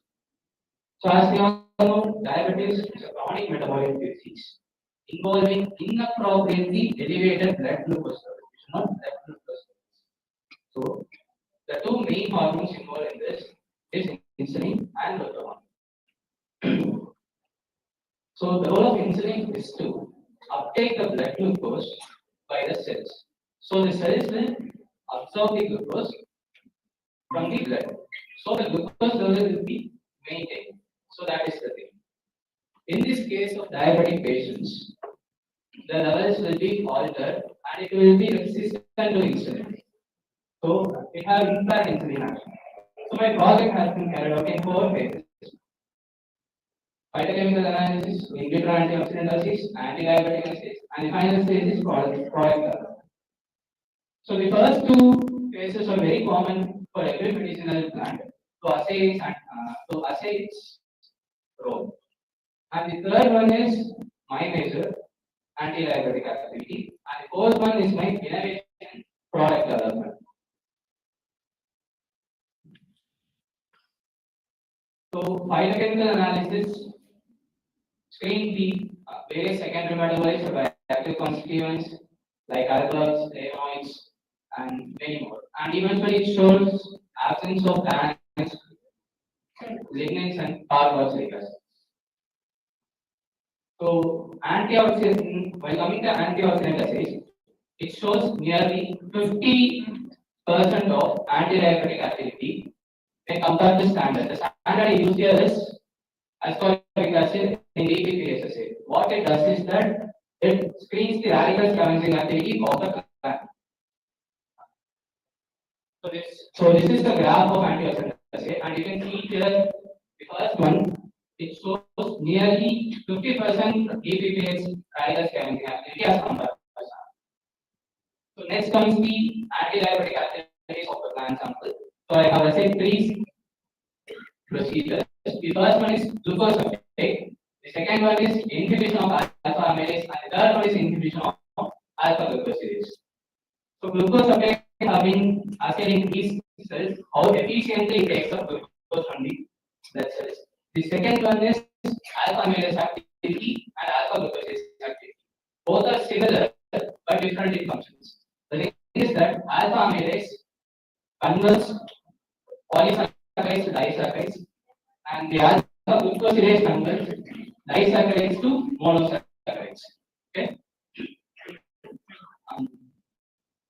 So in case of DM patients, these 2 enzymes activity is slowed down. So by slowing down it, food will not get digested as fast and release glucose into it. So the levels will be managed. And the fourth one is product development. So using this plant sample, I developed cookies which can be consumed by DM patients during their evening snacks or when they are having their sugarless coffee. It will be a fruitful thing for them. So for future studies, it is essential to go into the GCMS, gas chromatography coupled mass spectrometry, to analyze its bioactive constituent, the most major constituent present in the plant sample. And the second one is that to go with molecular docking. So why molecular talking is that to find its receptor target where it exactly binds with the receptor and blocks the enzyme. So the third one is finding the natural sugar supplement. As of now, I have used brown sugar a little amount for its taste, but my future idea is to extracting sugar supplement from fructose. Fructose is a natural source from red bananas, pomegranate, and various other fruits. So it will be even more helpful and convincing for Indian patients to have. Thank you so much.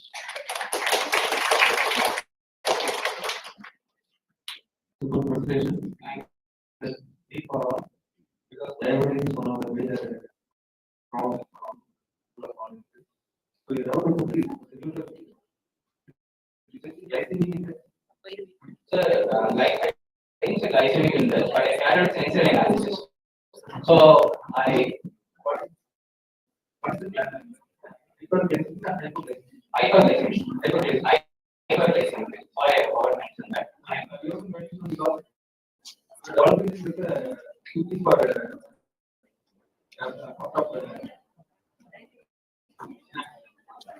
so you have to tell about the glycemic index because glycemic is very important for us. As it makes in the initial stage, You have to mention that the glycemic index that is very important because not only know this is able to elevate the what is the company name of the plant? ayurveda. That you have to tell because you know something all the plants are not able to but when you swing you display the plant. The common name you have to the plant that is available locally so people are using this plant and able to use this plant. In this study, it has 35% of But antibiotics. you are not you know when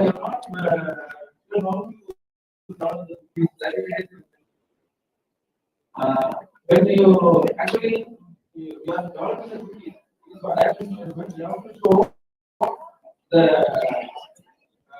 cookies picture, not actually that one not because you are developing the cookies for different people and so it's a video chemical. So for the cookies, you have a lot of what is the micronutrient? Antioxidant, not rather than antioxidant. Yes, the project is good. It's been for all. Try to develop this project. Yes. Before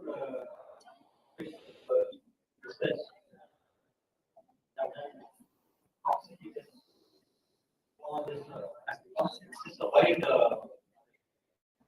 we go to the because they are going to trigger credibility.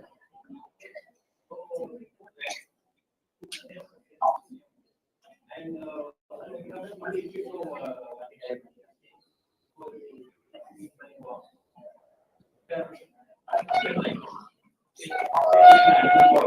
study law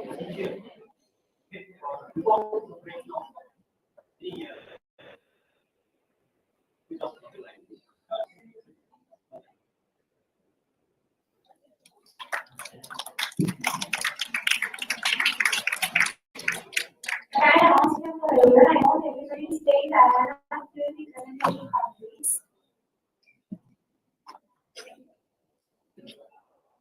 Thank you for the presentation. The next one will be done by Yuvraj.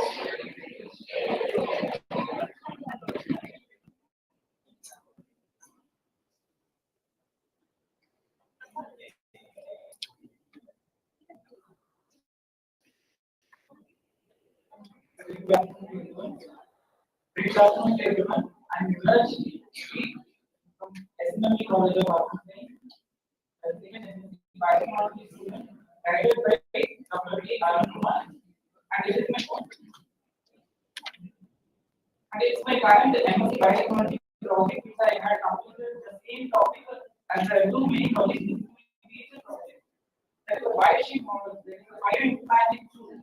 Biosheet model for real-time analysis of vaccine efficacy in diverse populations.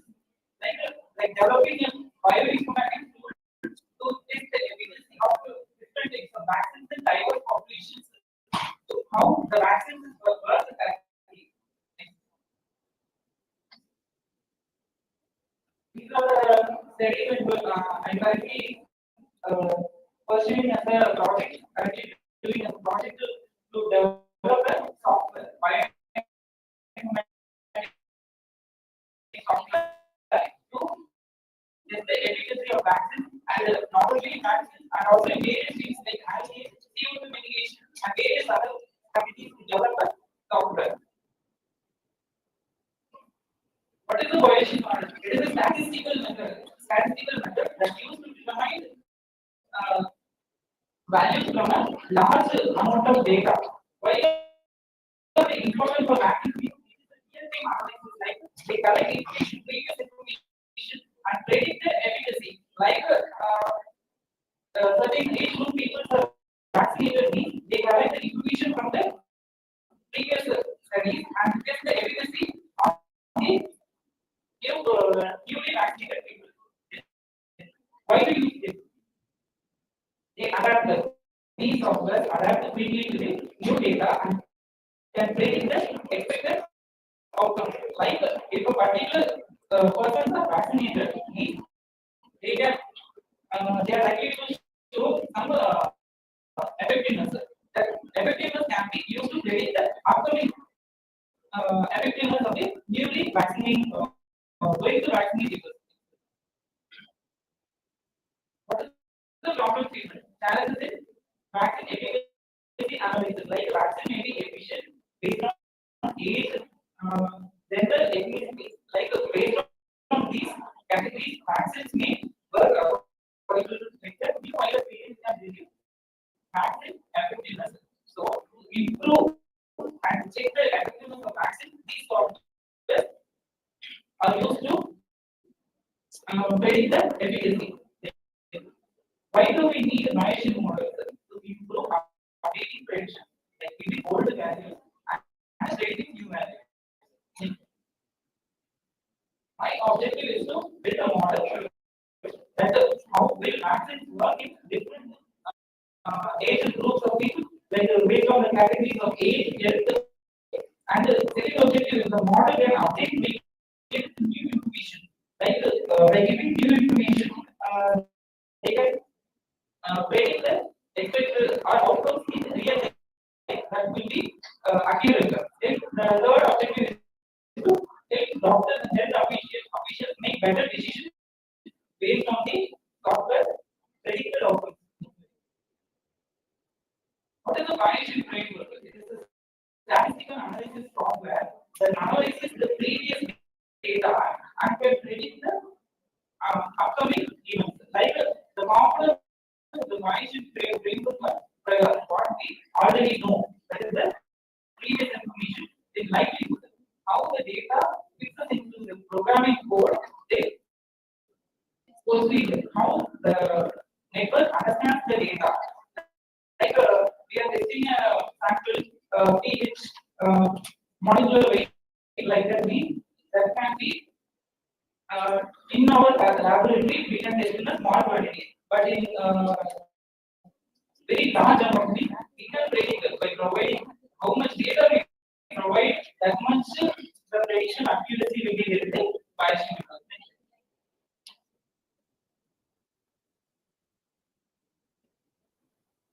The data sources that can be collected from my project are clinical trial data, public health data, real-time data. Real-time data by going to hospitals and clinical healthcare centers and collecting the data of various vaccines. Then diverse populations from various age groups.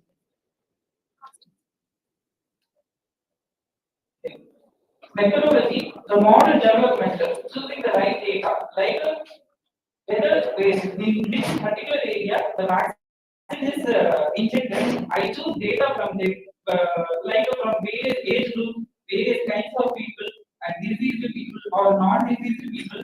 I collect information and provide the Bayesian model.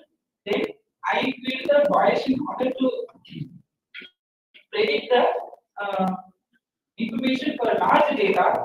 Then I do the bit work. Then I can confirm that the model works correctly. Like giving a data, telling the model to ready, then testing again in the lab, then performing the model accuracy. Real-time analysis. I used to analyze the data from various age groups, people, disease people, like when a new disease outbreaks and provides various disorders, I can collect data from them by testing using machine and their efficacy to solve the panic outcome. Model validation. If the model works correctly, how to check the model works correctly? First, I need to provide data to predict for larger volumes. Then, checking the same again in a laboratory work. Then, confirming the accuracy of the model. That is model validation. The expected result, that is, it shows population specific results like as a graphical model or a numerical model or a pie chart model, it shows that expected results in population specific results and improve decision making and it shows reliable data on the efficacy of the demand. Applicable in various public healthcare sectors like targeted vaccination, decision making, monitoring effectiveness, and improving the public. So, what are the challenges in implementation? These data availability, like we need to collect information from a large data, like a particular disease affected from such a disease, we need to collect information from the whole village. Then complex calculations, like the software, if any comma or column mistake mean also, the software will not work. That's the wrong calculation mistake. There is also limitations. Like I already done previously a project based on the air quality index checking based on this model. Like the resource calculations, I need to collect the traffic air pollution data by collecting. It has various limitations like when the student I can't collect directly from the government. So there are various resource limitations to implement this model. Limitation difference of priors. Like it only works based on the values we input. It doesn't which was that improving data integration, enhancing model accuracy, like giving large amount of data so that it can predict the new models. This is the case study like COVID-19 time. Okay, now already have more time. So, we might have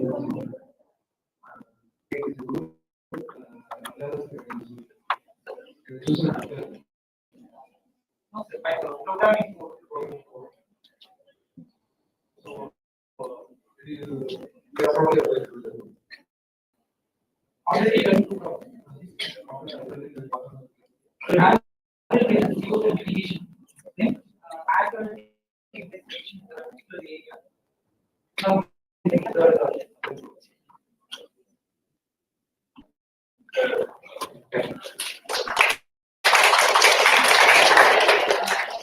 We are presenters of kind because the following presenters kindly find out your slide for 5 minutes. Okay. For each presentation, we will give only 5 minutes. So, accordingly, presenter kindly keep minutes. Okay. So thank you for your presentations. These presentations from presenters are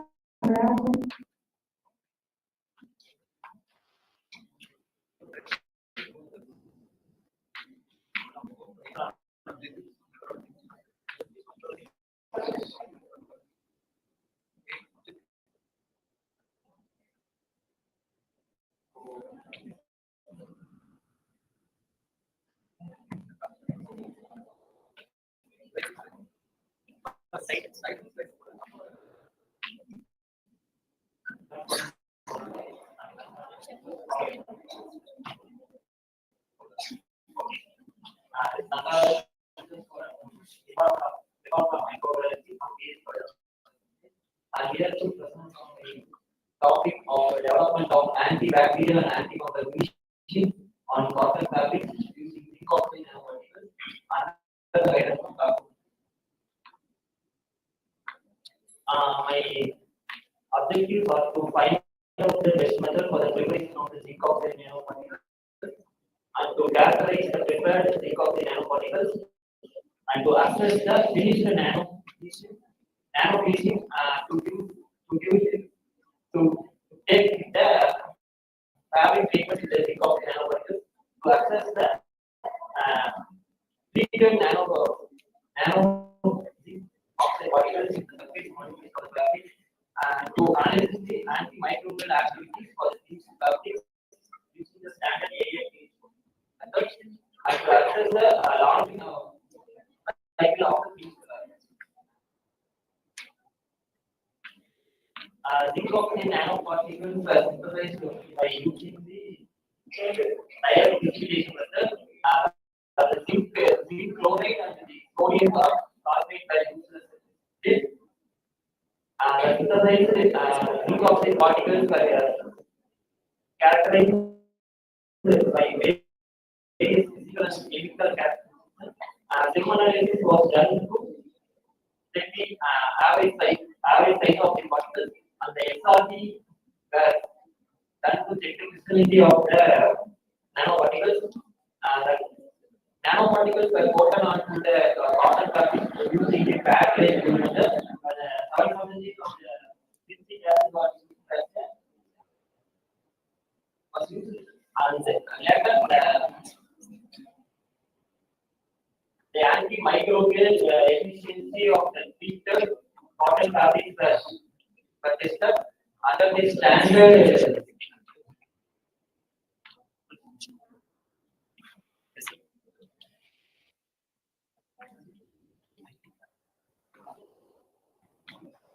by the same analysis was shown that the average size particle size of the nanoparticle was 10 to 95 nanometers. In the XRP spectra of the isotope nanoparticles shows the isotope nanoparticles are crystalline forms. By using the standard antimicrobial efficiency, it shows that by measuring the zone of the incubation, the antibacterial activity was confused. It shows the maximum zone for 15 mm for the soil and 12 mm zone for E. coli, where it was incorporated with the isotope nanoparticles. In case of the isotope particles treated with fabrics, it shows 7.5 mm zone for SRS and 5 mm zone for E. coli. Participants is being silent and to go. Again and again you are repeating the same. Please maintain silence during the presentation. You cooperate only if you can able to wind up the session shortly. Next up, fabric coated with the nanoparticles are treated for the fabric method and it shows the maximum zone for 14 mm for SRS and 11 mm for E. coli. And for the isotope particles treated fabric, it shows the 8 mm for SRS and 4.5 mm for 4.5 mm of zone for E. coli and no zone of incubation was found with treated fabrics.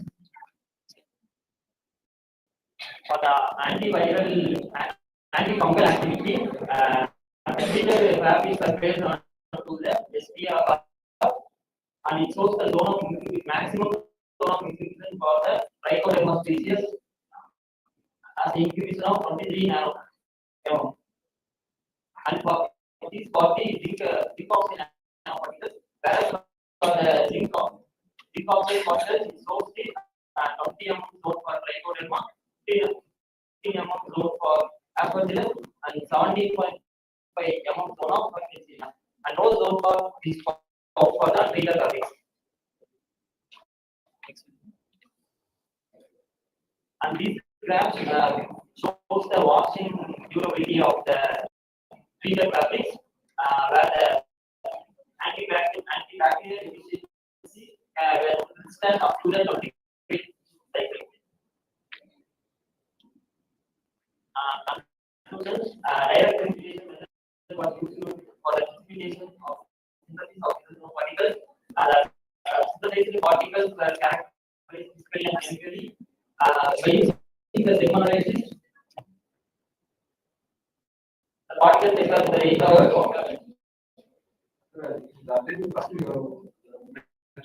find out the best method for the what best method you are direct that is the best method. What else you are doing that is what then what how many methods are there?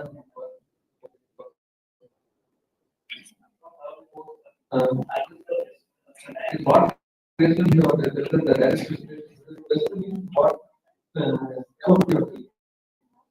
terms of toxic in terms of therapeutic effect or in terms of how you will determine the best method.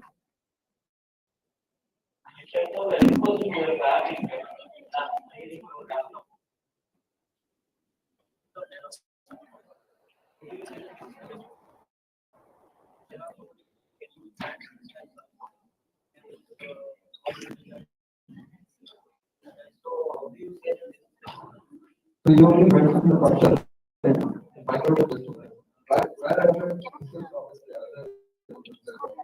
how much methodology you have done for the body? Then how many other this is the only method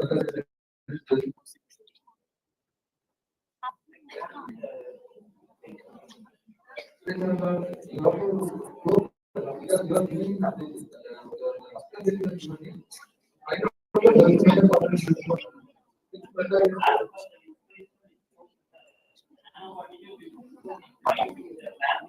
so you are not mentioned in anywhere that I have to that will come to the right that and now methodology you are doing this thing. Right? Because you can put directly that you are not comparing any method here. Because you are only ability is there, but there is no after this you how much this is the router is how this method is how much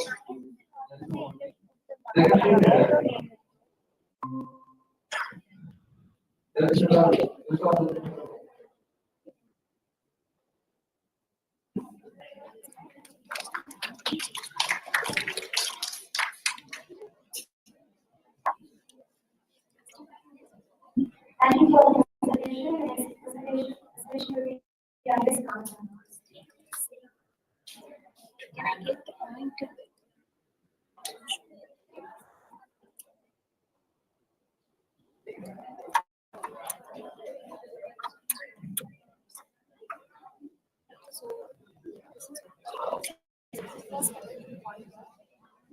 Left, right, and next.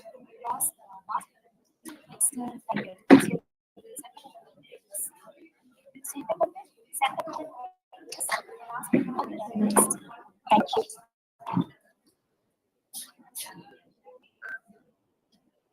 Good morning, Principal. I am Sneha, President of Biotechnology at National College, Tiruchirappalli. So, under the guidance of Dr. M.S. Mohammed.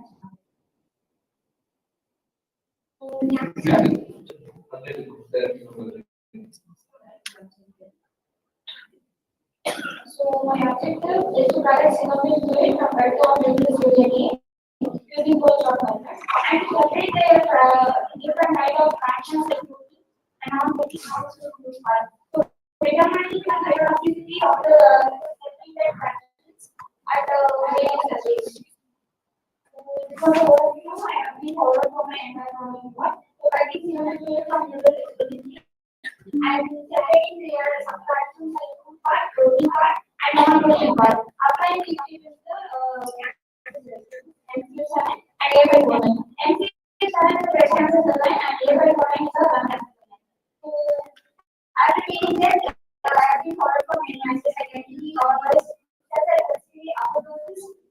staying like this. So moving on to the research and discussion part.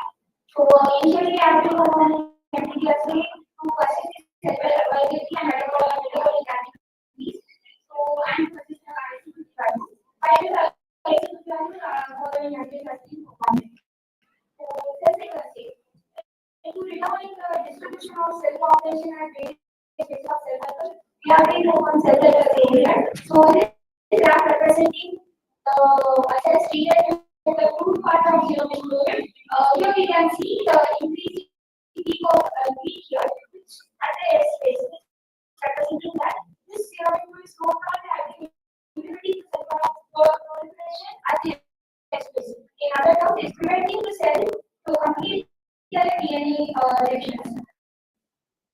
So this is the good part, and this is the graph representing that cells treated with the protein part of synovial fluid. So similar to the food one. So this is the graph representing the cells treated with non-protein one. Here we can see there is no fields at space. Maybe not having the effect of the cells at space.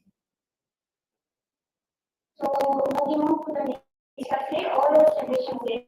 They are the oxygen species level inside the cell. So generally, we perform all those generation state to determine the oxidative stress level and the cellular level. So we have been performed this at different time durations.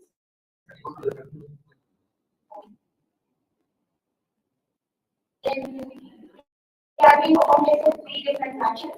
We have been getting the effective oxidative stress level at cancer cells. So from cells, as he has been done here, you can see the cell distribution at the right upper part of the graph, which indicates that the cells are being undergoing metabolic stages. So the fluid having the efficacy to have potential and here. So say that is has been performed here. Generally, these things will go on by the DNA part of RNA and ingredients.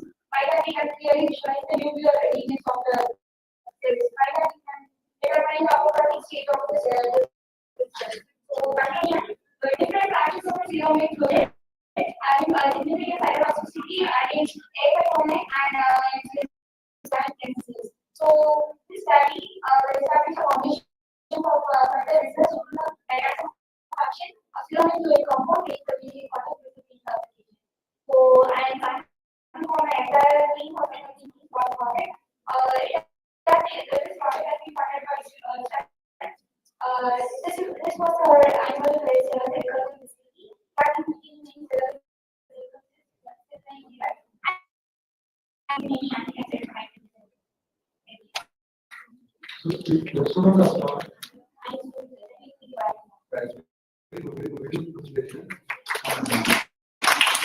Actually, evaluation of the crude extract protein doesn't have very good. Very good. But one major thing is, what is the exact why do you calculate the protein? If you calculate, how can you calculate the protein, non-protein, crude extract from the cell? But you are not given. Because again, the but the thing is here the main thing component is that is the fluid. Then how do you expect the fluid from the animal? That is no, because that's all other everyone knows. Anything if you give in MBTS and all, anything if you give MBTS always everything that is not known. That is not known. But here the main focus is how can you use this fluid fraction as an anti-cancer. What is it? You can actually protein data. That's important because here the main thing is the protein machine. The rest of the environment, when you're not focused on protein. You have that, but here we do not know. That is the thing. Because we people want to know what is the constituents of the protein, how it extract the protein. That's what we know. We only that. How we and that's also fine. That's all know. But here we have to mention the protein extraction actually happens. That's very important.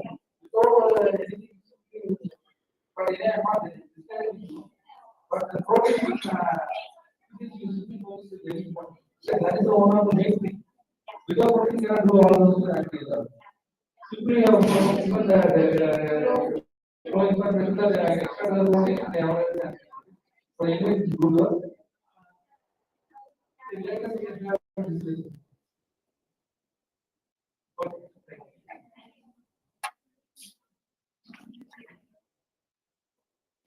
Thanks for the presentation. The next presentation will be done by Yogeeswari.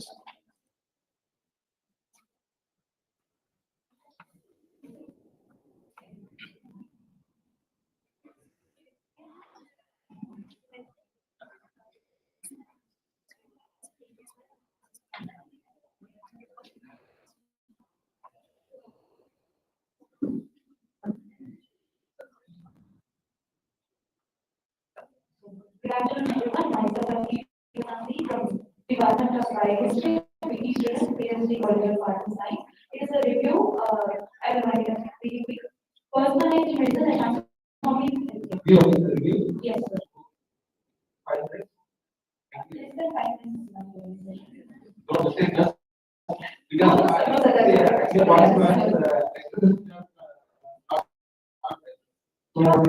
we are posting the presenters to Totally understand. So, let's skip the introduction part. The objective of the personalized medicine is to diagnose, to prevent, and to treat the diseases using a person's genetic profile, thereby to give them a specific outcome of the whatever the diseases that has been undertaken. And the basic framework of the personalized medicine includes collecting the data, collecting the sample from the patient, and omics providers, which is basically genomics, epigenomics, metagenomics, and collecting those data and integrating them, and then the patient specific interaction, and moving to the clinical care, and then giving them a personalized medical care. So this is the basic framework of the personalized medicine. And why personalized medicine? So currently the practice which is being practiced all over the world is one size fits all approach, which is a person have two persons having same disease given same treatment, but the outcome of the treatment is different for the patient. To address this issue, this personalized medicine is used, which uses the person's genetic profile and then giving that specific treatment. And then these are some of the newly approved personalized medicine. This Aptema, Brain, these are the cell-based therapies which are personalized medicine for the treatment of cancer. And then all these medicines are based on specific mutations that is caused in the particular cancer. To name some is Scaplix, which is lymphoma cancer, and this particular drug is based on one type of mutation that is occurring in a particular patient. And then to address the challenges which remain significant in personalized medicine, the ethical and the legal issues are really a big concern. And then the data availability, limited availability to certain regional based practices, and then it is very expensive and time consuming. And to conclude this, the genomics plays a very important role in personalized medicine. And like over the past decades, the genomics has really evolved so much that the DNA sequencing become more accessible and more accessible to everyone. But still, this has the development in other technologies like proteomics and then the uh, technologies that must be developed. And so currently, the personalized medicine is not actually very practicable to everyone, but in future, maybe or after a decade, the personalized medicine may evolutionize the healthcare. These are the references. Thank you.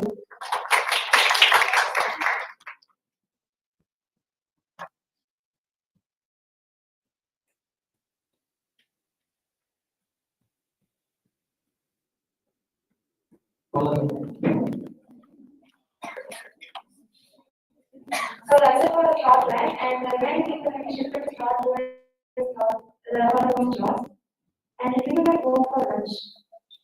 and come back at 2:30. The lunch will be provided in the canteen.